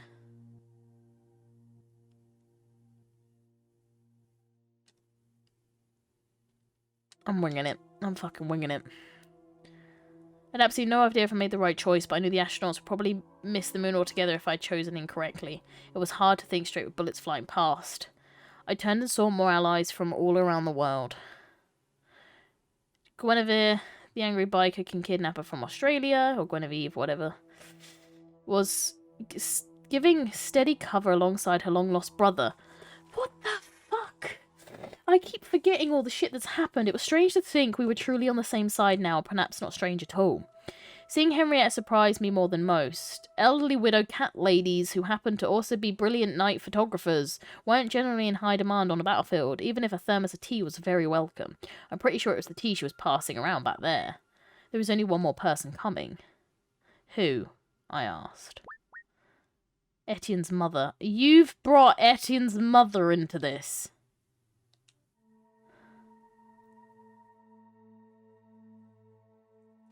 She should do. No, she should not be here. Yes, she should. We need her. What the fuck? You're bringing my lover's mother. The mother who left Etienne with just Professor Soul to raise him. The one who never sought him out, yet kept control of his tracking device. Really? Yes, teacher, she's intelligent and she cares for Etienne. I fucking care for Etienne. I heard her calling. Etienne, I'm over here. She's gonna die. I saw her put a small device in her pocket and knew she used it to track Etienne. Pierre and I both instinctively moved to stand between Etienne and his mother, but managed to stop ourselves. Etienne wasn't a scared and lonely boy anymore. She was hardly the most dangerous person around. Hello, Mother. Did Moti tell you were going to battle to steal a Chinese rocket and launch it into space? Yes, that's why I came, isn't it? Did you think I was just in the neighborhood? Alright, he said. Fucking bitch. I noticed Chen, our muscular astronaut, sliding close, and I gestured for him to join us. He arranged to cover fire and then darted over. Lee is busy. She told me to tell you we have another small issue. Oh, fucking great. The rocket isn't, well, it isn't finished. It's being built, I mean. We'll need to do that too. Are you serious?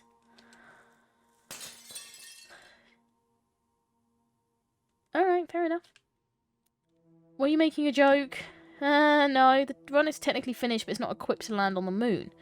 So what fucking use is it? If we couldn't land on the moon, how will we find the Italian astronaut? We're sourced to work a lunar module. It's hidden in a cave nearby, but sooner or later we need to transport it to the launch site and put it into position. Teacher, the Chinese armies have figured out that I've been feeding them false information. Wonderful. I glanced around, seeing fractions of people's faces and limbs as we held a patch of our forest against the professional soldiers keeping us away from the launch center. Without the benefit of Moti's clever redirection, we were about to be in serious trouble. Chen, this cage with the lunar module is well hidden. Could we shelter there for a while? It's been hidden until now, and it's within range of the intranet, so we can keep communication lines open, but there's only enough space and drinking water of maybe 4 people for one day. Yeah, just fuck it. We need the astronauts alive. Moti was able to coordinate with the other 2 moticons, meaning that Dolores and Chrissy passed on the info to those around them. Night, Libby! Sleep tight! It was clumsy, but better than nothing. Sharon, Pierre, Anya, and Etienne and I waited until Chen was ready to move out, and then fired all our guns at once. I was dimly aware of Chen scrambling to safety in front of the trees in front of us, exploded with far more firepower than I expected. The Chinese must have been preparing for an advance at the same time as we prepared for a tree. I fired and fired, hoping Chen was making the other... Oh, Jesus Christ. In a matter of seconds, we were struggling to respond fire. Where are we going? I will tell the others.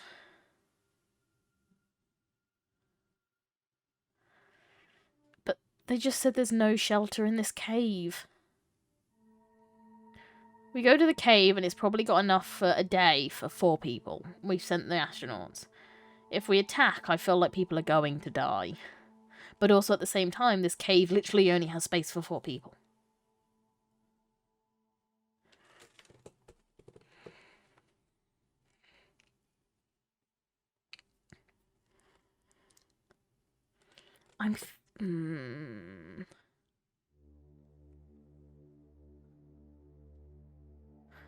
Yeah, I want to say, like, I hope there's enough of us to fight.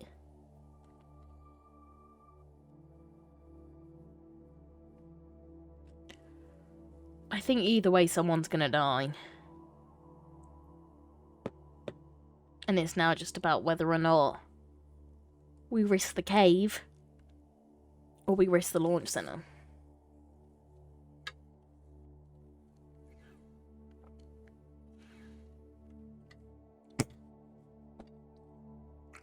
What do you think, Laura? If you're still on. What do you think? Yes, cave, and then we probably go the other way thing anyway. You smart. You smart.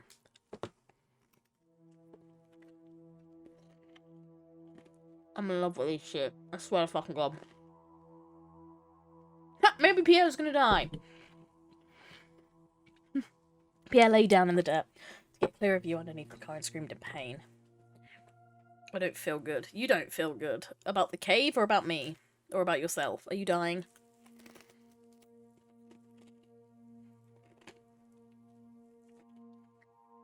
You're gonna die.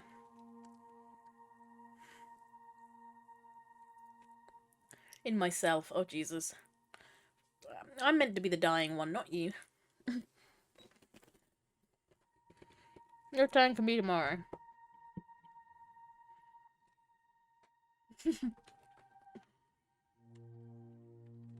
Etienne and I hauled him behind the wheel and applied pressure to his leg where he was bleeding heavily.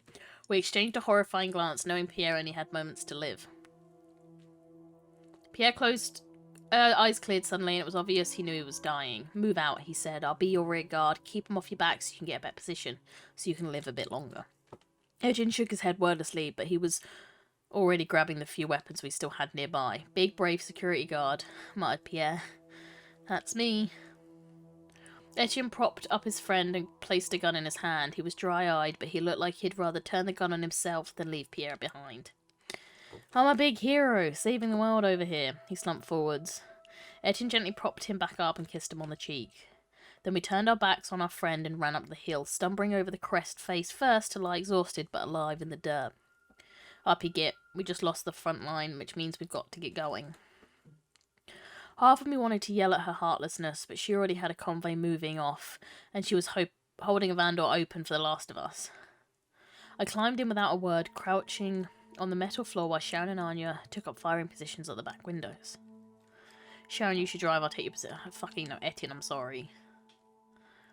Etienne didn't appear to hear me. He stared at the wall of the van, seeing nothing. It's so stupid. Your whole life you grow and change and hurt and love, and then sometimes it's all for nothing. One little bit of metal and you're gone, as if you were never there.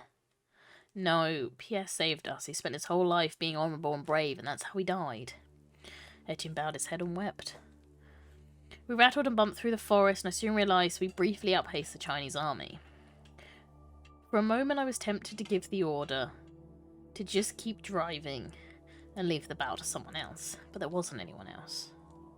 We stopped at a series of low golden cliffs, and I wondered where the astronaut's secret cave could be. Lee appeared suddenly on the right of me, and I realised there was a trick wall in front of us, so the cave making it impossible to see unless you were right in front of it. We didn't have long, so I set people on watch, and the rest of us briefly scattered together or past water before returning. The cave had to remain both hidden and safe. We deliberately set up the perimeter a short distance away so that if we lost the fight, the lunar module might still be outside the likely ring of Chinese forces. We explored hastily, looking for places to set ambushes or to hide our wounded. Teacher, we have an opportunity to set traps for the upcoming soldiers. You're absolutely right. There aren't that many paths leading here, which will bunch them together. We can also set traps inside the cage. If soldiers find that, we have to make sure they don't have the opportunity to tell anyone. You know what I'm saying? Is we're gonna use bitches to kill bitches. I'm down. Anya shook me awake. I fell asleep. Anya shook me awake. Something's wrong, she said. Could you be more vaguer? No one has attacked us. That means one of two things. Either they're planning to kill us all with an aerial attack, or expecting more ground forces. Load the fighters into the vehicles. We have to attack. We do need to attack, but also the same. Has anyone got comms? Yes, they're talking in code, but it sounds like they're building up to something. Alright, get all our fighters into the cars. Either way. We're going to attack. Within moments, our pack of vehicles sped up, bumping over the uneven grounds and switch-backing around tree trunks. We'd hit a fallen tree trunk and hit my head on the ceiling hard enough that my vision blacked out for a moment. Suddenly we were roaring across open land towards the centre. I saw the rocket at the far end of the launch centre surrounded by scaffolding, but our target was the big tool complex of the office buildings closer to the main gate. Closer to us, a small external force stood waiting. Take the small force hostage and use them to get in. Oh, do you know what? We'll try it. Moti, tell the others to take their group hostage. Yes, teacher. I saw our advanced force wind down and smash their own windows, start firing on the small group facing us. I wanted to look away, but this was my fight as much as anyone's. So I checked my gun was primed and leant out the cold frame beside me, searching for a mark. Several people flung down their guns at once, raising their hands. Others fell to fighting one another as their loyalties were split between the government's orders and what they believed was right. Our leaders jumped from their vehicle and swarmed their positions, confiscating the weapons on those who stood against us. I saw at least 2 of my own people shot dead. and was guilty glad I didn't know their names. And another small contingent gathered at the main gate. Ram the gate with... Yeah, fuck it. Ram the gate. Yeah, fuck it.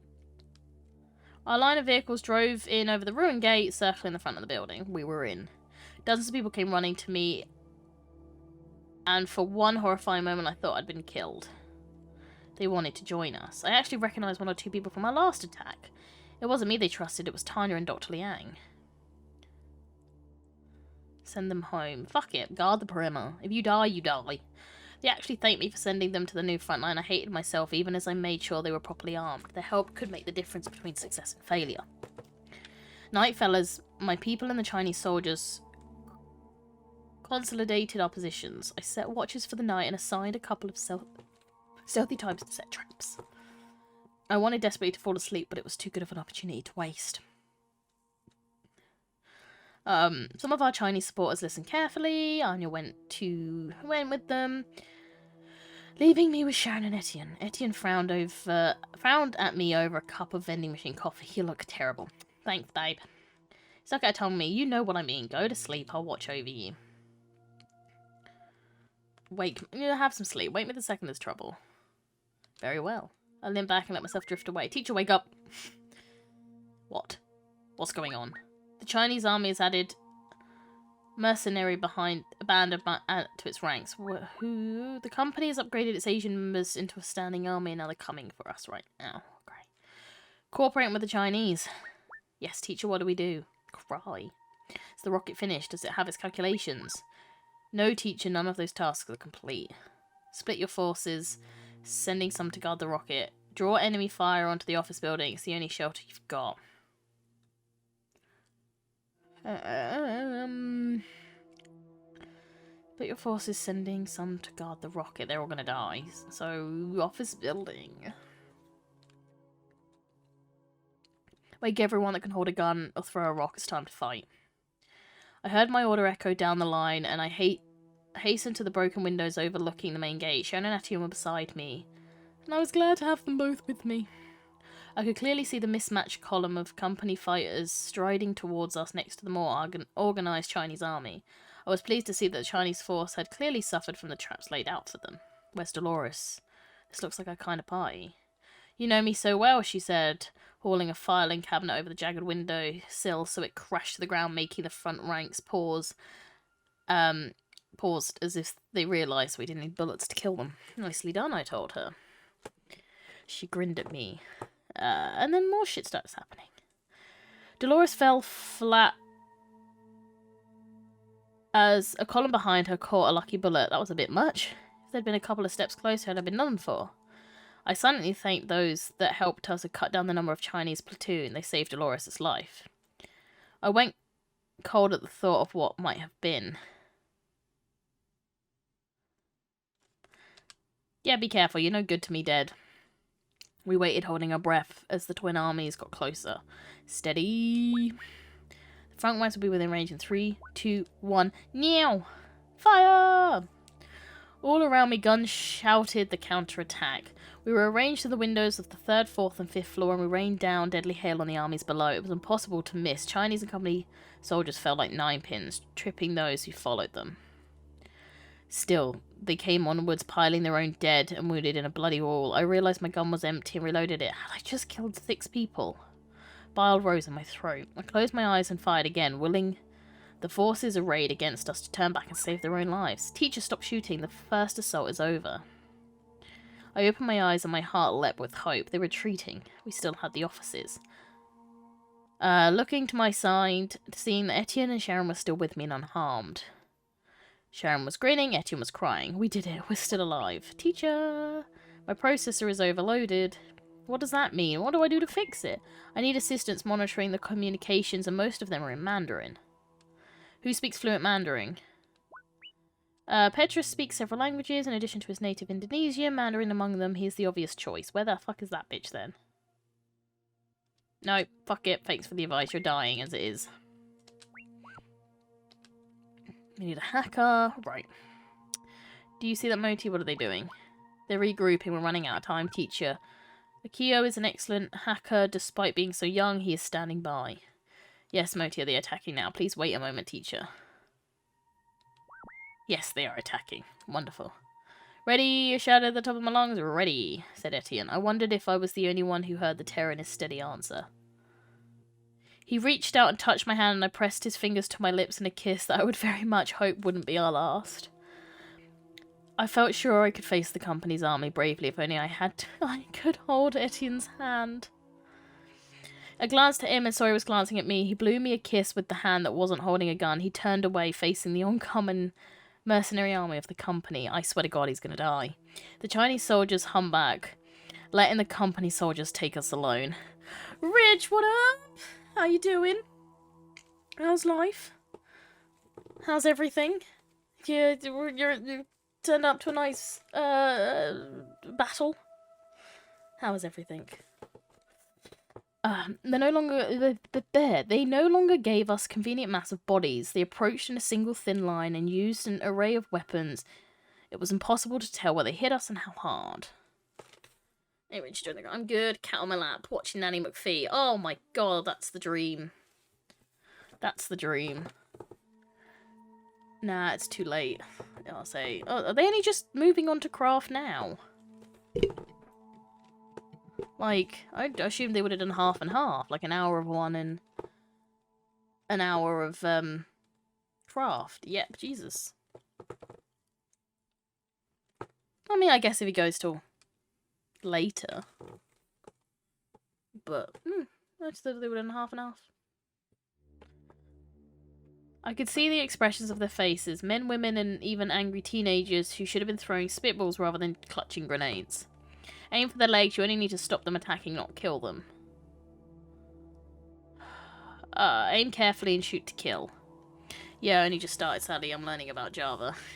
I saw that Waz put it in the Discord yesterday, his little WazCorp stuff. So I'm gonna use that to an advantage to eventually join, considering how long I've wanted to play Minecraft with the bastards, but I wasn't changing my plans, just to unfortunately play the craft, so I will eventually join. One day.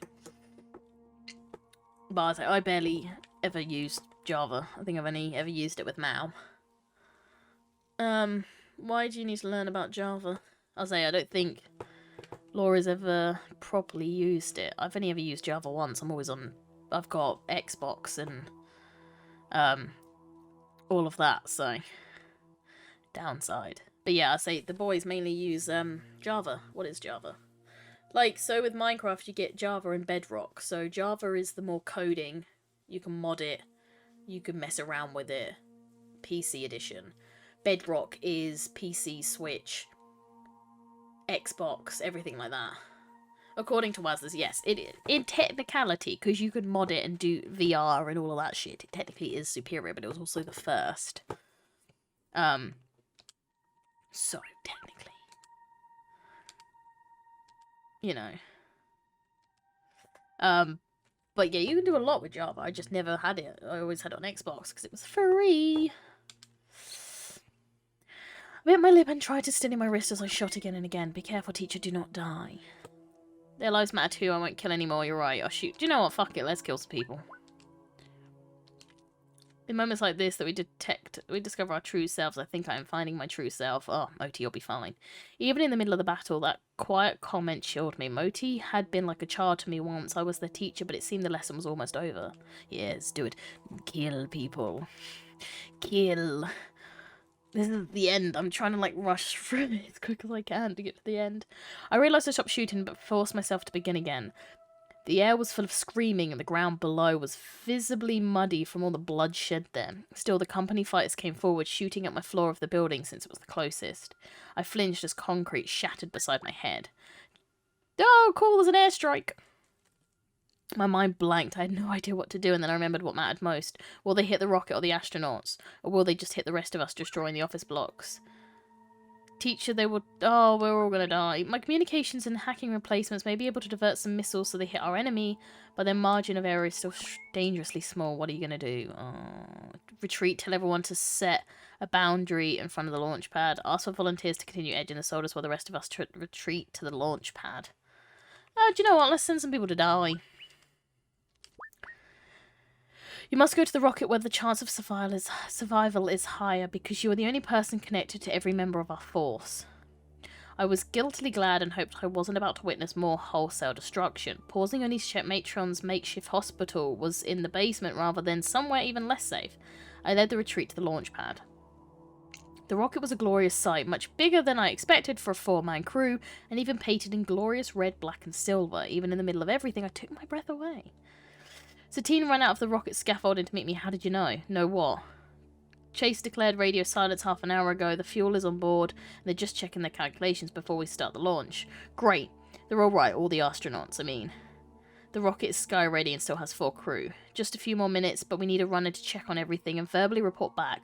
Chase was right to ask for the radio silence. We've been listening to them, and they could just as easily listen to us. Shall I go see Lee and the rest, or do you want to speak to them in person? I'll go. She acts brave, but she believes she's going to die. Maybe I can calm her. Let's try it. I followed Satine's directions up a series of narrow metal stairs and across a catwalk to the rocket. Even within earshot of the battle, still knocking holes into the office block and into the people that fought there, I had to stop and gently touch the rocket bank.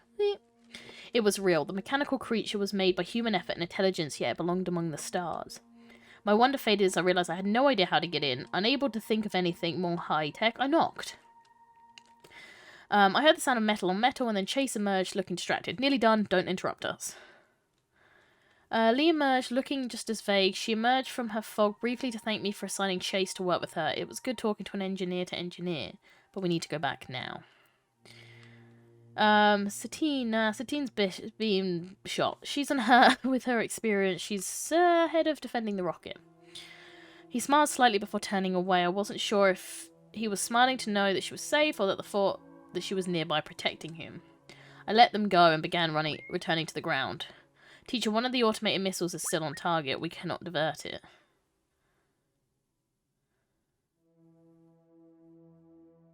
Tell everyone to protect themselves. Yeah, do you know what? Fuck it.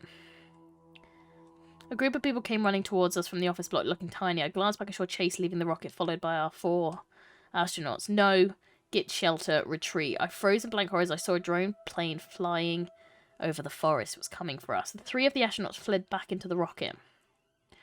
The plane slowed and veered toward the office building. Our friends were still in there. Hold the phone. Well, everyone's going to die. It dropped a bomb right on the building, exploding the top floors and sending enormous shrapnel flying. I ducked instinctively and heard heavy thuds as some of the smaller pieces reached all the way to us. Someone nearby screamed in pain. I knew that sound. Another one of our small company had died. The crowd of tiny people fleeing the building were thrown flat and pelted with broken steel and concrete. One person got up, staggering towards us. I looked around, searching for Satine's long hair. After a moment, I spotted her bowed over in pain. I remember the scream of pain I just heard. Was it her? Was she yet another casualty? I disobeyed her own order, abandoning my shelter to go to her. She wasn't bowed over, clutching her. She was bent over Chase. A tiny projectile had flown at one of the upper catwalks of the rocket, knocking him off and throwing him to the ground. He was dead, broken to bits by the fall and barely recognisable. Satine knew him. She rocked back and forth, all her clever strategies and stoic strength forgotten. I turned away, shaken by the intensity of her grief. Despite everything, the battle wasn't over. I looked up and saw Lee standing before me, dressed neatly and still strangely clean, unmarked by the horror around her. We're ready to launch. Fucking tell her. I know she's crying, but tell her. Satine just stared at me as if words no longer held any meaning. Lee gave me a sharp nod of farewell and ran back to climbing the rocket. It was hard to believe that we managed to preserve all 4 astronauts, as well as programming and finishing the rocket, all while fighting a deadly battle. I held my breath, watching Lee's small form carry our plans and dreams upwards. Oh no, isn't there a launch sequence or something we should be initiating? It's all under control, teacher. I'm preparing the rocket for launch as we speak. I also have a message from Chrissy on behalf of those who deeply understand resonance. Go on.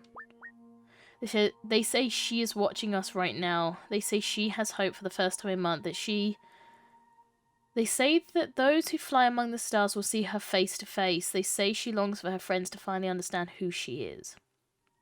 Who was this she? I recognize the Christian notion of seeing a powerful spiritual entity face to face, but other than that, it was gibberish, and I felt certain she would never call herself a god. Chrissy says, is everyone okay? No, well, Sharon's should be fine, right? I watched as Lee reached the catwalk leading inside the rocket that would take her to meet the mysterious entity we so badly needed to speak to. When she fell, I thought she merely stumbled. Sharon shouted in rage and shot her gun right next to my ear.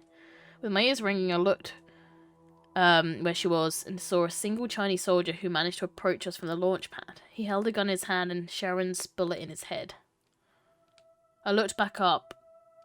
Lee wasn't moving. He'd shot her. He shot our astronaut.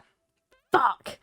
I raced upwards, hoping against hope that I was wrong, that she was fine. We needed her. The world needed her. My footsteps pounded in a rhythm. 4-man crew, 4-man crew, 4-man crew. This game is very different. This game is very stressful. I'm finally on the last arc after all these hours. Trying to finish it in the next half an hour or so. And everything is just going to shit. In the moments I was on the catwalk bending over Lee, she blinked back tears, breathing raggedly through her throat torn open. Oh, I didn't need Moti's expertise to know she had only moments left of her life. I wanted to come back triumphant. I wanted to wear my diamond dress. Oh no, no, no, no, no, no. Teach the rocket requires 4 qualified people. We don't have fucking 4 qualified people, you fucking watch. The one's dead. She's dead. Fucking another airstrike. Wonderful. Okay, just a moment. Let's talk to him. I'm not letting this be over. I went inside. The door was open. I went inside following the sound of the voices. Like, bitch, your friend's dead. No, it's not over. We have the knowledge. We just need a reasonably compliant body to take the place. What exactly do you mean by reasonably competent? Doctorate of Engineering, physics at a pinch.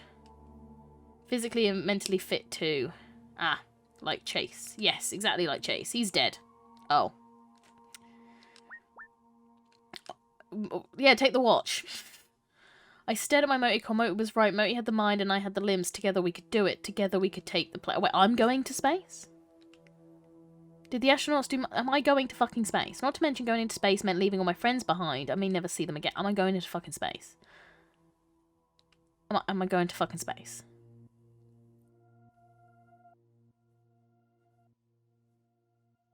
Oh my god, am I fucking about to decide whether or not I go to space? Take us. Together, Moti and I are worth 1 crew member. Absolutely not. Moti, there'll be someone more qualified beside our places. I'm like, who? There is... I can't think of anyone more qualified. Park ranger, cab driver. Dolores is just a crazy hitman. Matron's not going to be able to do much.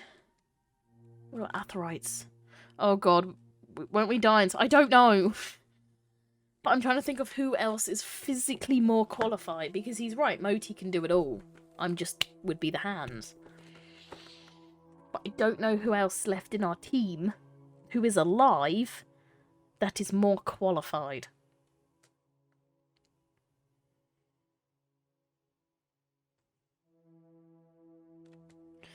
Find the man so we can have a quick fuck before we die. Fine, do you know what? We're going to space. I don't know if I will. I think we'll just launch it. I think I'm just going to launch it. Can you fit into the spacesuit? I don't know. Tell me where it is if I give it a try. You'll need help getting into it, of course. Oh, fuck. Moti, how much fuel will we burn in the first 2 minutes after launch? 2.2 million pounds. Did Chase tell you that? No, I told him. Too pretty to die. Please explain. What the fucking... I'll explain. Basically, in this game, it does give you the chance to have a love interest. And basically, we met a guy called Etienne who was a park ranger, and they start flirting. And we just got... I literally physically dragged Waz away from the games they were playing. And brought him here. And, you know, it got to the point where we finally telling him that, you know, we liked him, and we finally told him that we love, you know, we thought we were in love with him, and then obviously all the bullets started flying, all the shit started happening. So, yeah, basically, me, Waz, and Laura have been rooting for this entire game for us to finally fuck Edion. And now we all think we're going to die, so it's not going to make any difference, because probably the only thing we've ever done is kissed his fingers, and held his hand. Oh, and shot people. So, this is this game. I got it for 60-something p. We're thriving. Moti, say goodbye to Sharon. No, we have to say goodbye. I want a kiss. Absolutely not. Okay, fine, fair enough. I want him a kiss. Fuck you. Anyway, right, we're going on. I'm fucking speedrunning this. Oh, I felt like I was wearing too small wetsuit underneath a Disneyland mascot costume that fits much better than I expected. Really? I think I look like shit. You may now speak normally. Oh, cool. Thanks, Moti. No quick fuck. No quick fuck. Was I ready to be strapped in? It doesn't matter, just get strapped in. Yeah, actually. Familiar size controls. Controls. Moved awkwardly towards my couch. Moti, what does that button do? Don't touch it. Okay, fair enough. Teacher, it's time for you to be strapped in. Strap me in, bitch. Let's go. Push me into my couch, strap me down like a piece of luggage. Let's just go. I had a suddenly hollow thought that I were technically one of the drivers of this rocket. My heart started beating so hard that I thought I might fucking die. My goodness, ladies. Is this not what you do when you play games? You're telling me you don't play games with Matt and think about it? Because I feel like that's normally what happens with anyone that knows Matt. Like, the men's side. The other three left to get their own spacesuits, yada yada yada. Have you heard about the sex game? Oh god, fucking stop with the sex game. What, fucking the characters? No, fucking Matt. Fucking Matt's characters. Lol, no. Well, we're not personally fucking him. I'm playing a game where I need to. Tell me more. Oh, the sex game. Yeah, go on, Laura. You're up. Oh, I'm gonna go to space. You describe it so beautifully. Wow. Wow. Hi, Kit. Wow. Wow. This is sex game. It's just when you start with, where's the sex game? It was going to be alright. No, it wasn't. I'm going to die. You're fine when you're not really fine. You're You just fine, can't but you're get not into it really because they fine. would never understand. Me. Oh god, we're going to die. Oh god. Okay, just listen to the controls. I'm speed fucking running this. Go on. Sex game. We illegally downloaded it. I say we, I got it off John. Fun little sex game.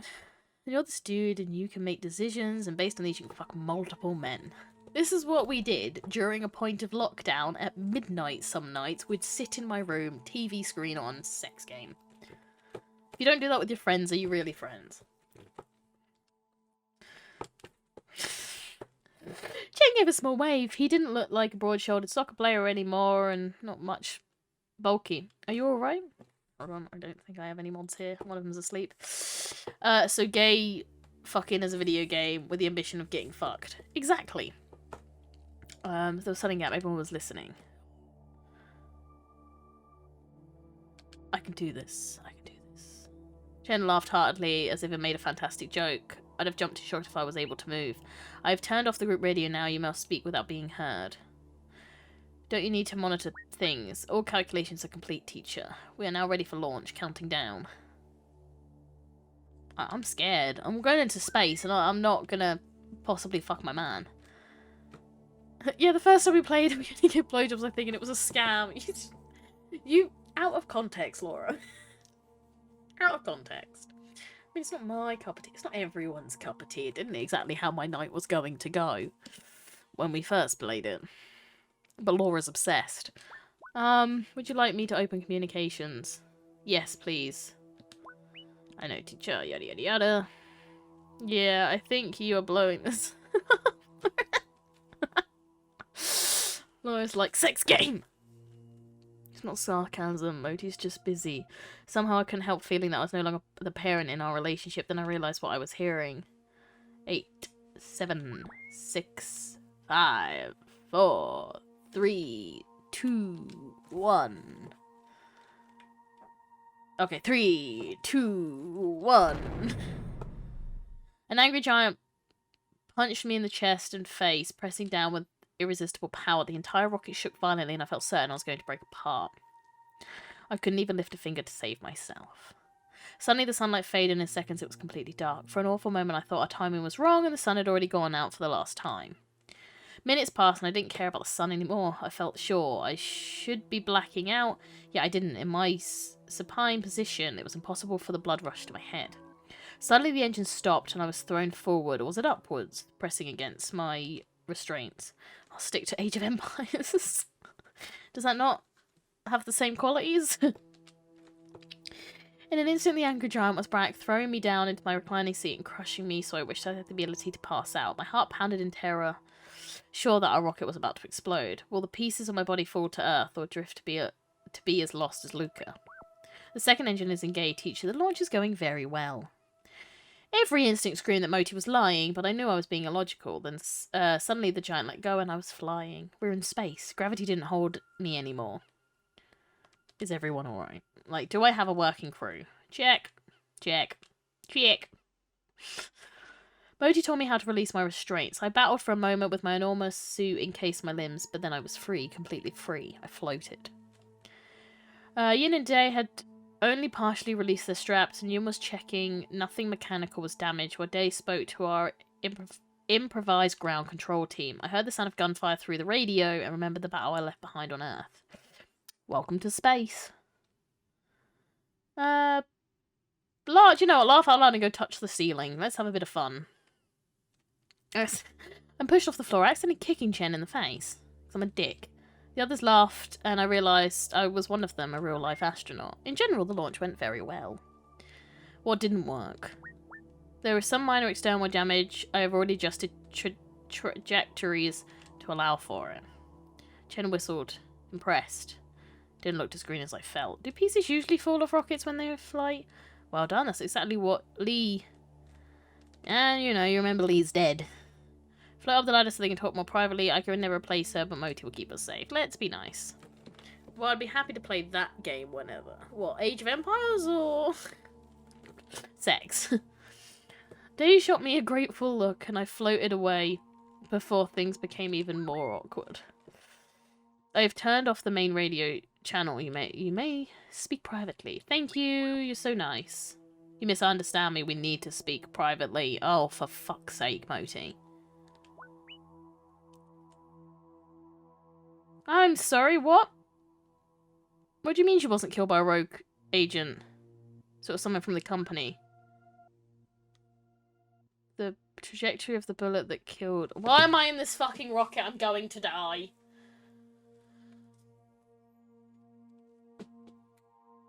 Oh my god. Okay. Great. What do you mean? It was murdered by one of the astronauts.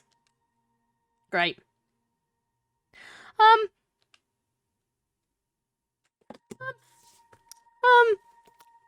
Laura? Laura? Laura? Hi, Laura. Hi, sweetheart. You know when you told me there was 14? Laura, you told me there was 14. That guy did it in 14. Clearly I've made mistakes. I'm still here.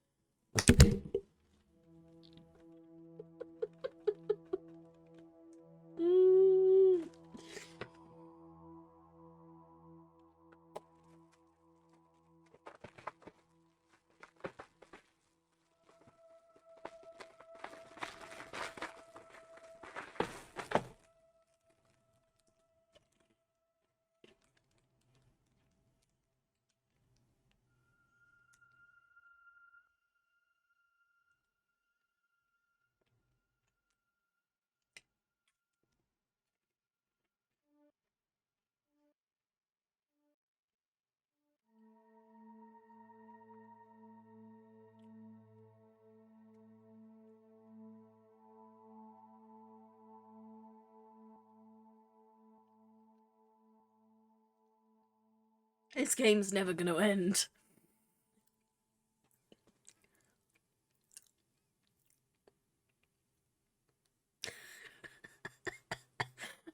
well, I'm not going to continue more. And even if we do it again, because obviously there's no point when Mal's going to be home in the next half an hour. You know, I might as well just wait. So I guess, yeah. Great. Maybe, I'm guessing maybe that guy didn't go into space? Don't you two live together? Well, me and Laura. Yeah, me and Laura live together, but we're also, our other flatmate. He finished work at 10. He's normally home in the next 15 or so minutes unless he's gone to the shop, and then we're watching, TV together, so I tend not to, run over. But yes, me and Laura do live together. Unfortunately. Alright, well, we, oh god. Is that everything? Yeah, I did click save, didn't I? Oh, I took a picture. Yeah, save. Okay, cool. So Laura is in her own room watching you play. Yes, I am. Do you have a multi-stream? I did look into multi-streams. Only I did look because I wanted to do it with Matt. And I think it's only partners. And I'm pretty sure I'm not a partner. Or does she ever just open the door and shout, wow? Yeah, no, she tends to sometimes shower me through the kitchen. Please, please, please, please, please. What, multi-stream? I'll say, yeah, I'm pretty sure when I looked at, What's my key? Alright, fair enough, transition.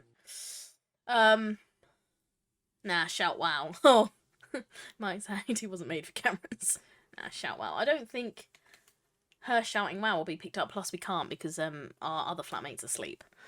So, if, there's 4 of us here, one of them's currently asleep, one of them's at work. So, it won't happen just yet.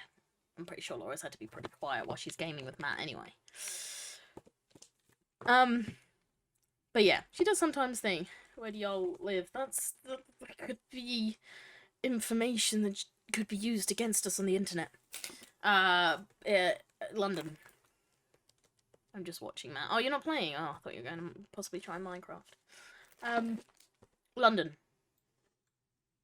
London bitches. Unfortunately. Yeah, let me just give my full address on the internet. I've done worse, probably. Okay, so that game didn't end at 14. Little annoyed. That means I have to play next week. Shush, I put our address basically on Matt's Discord the other week. Jesus Christ, Laura. For God's sake. You have one job not to fuck it up. Jeez, man. Anyway. So it looks like next week, whatever day I do, that's going to be one of them. Maybe we can finish this before Christmas. And if not, I'll scream. So yeah, that was interesting. I mean, we finally possibly get the guy, but now we're probably going to die in space. And I've made all the wrong choices. Didn't have the exact address, just the part of the postcode and city, I think. Oh, jeez. Oh, God. Oh, jeez.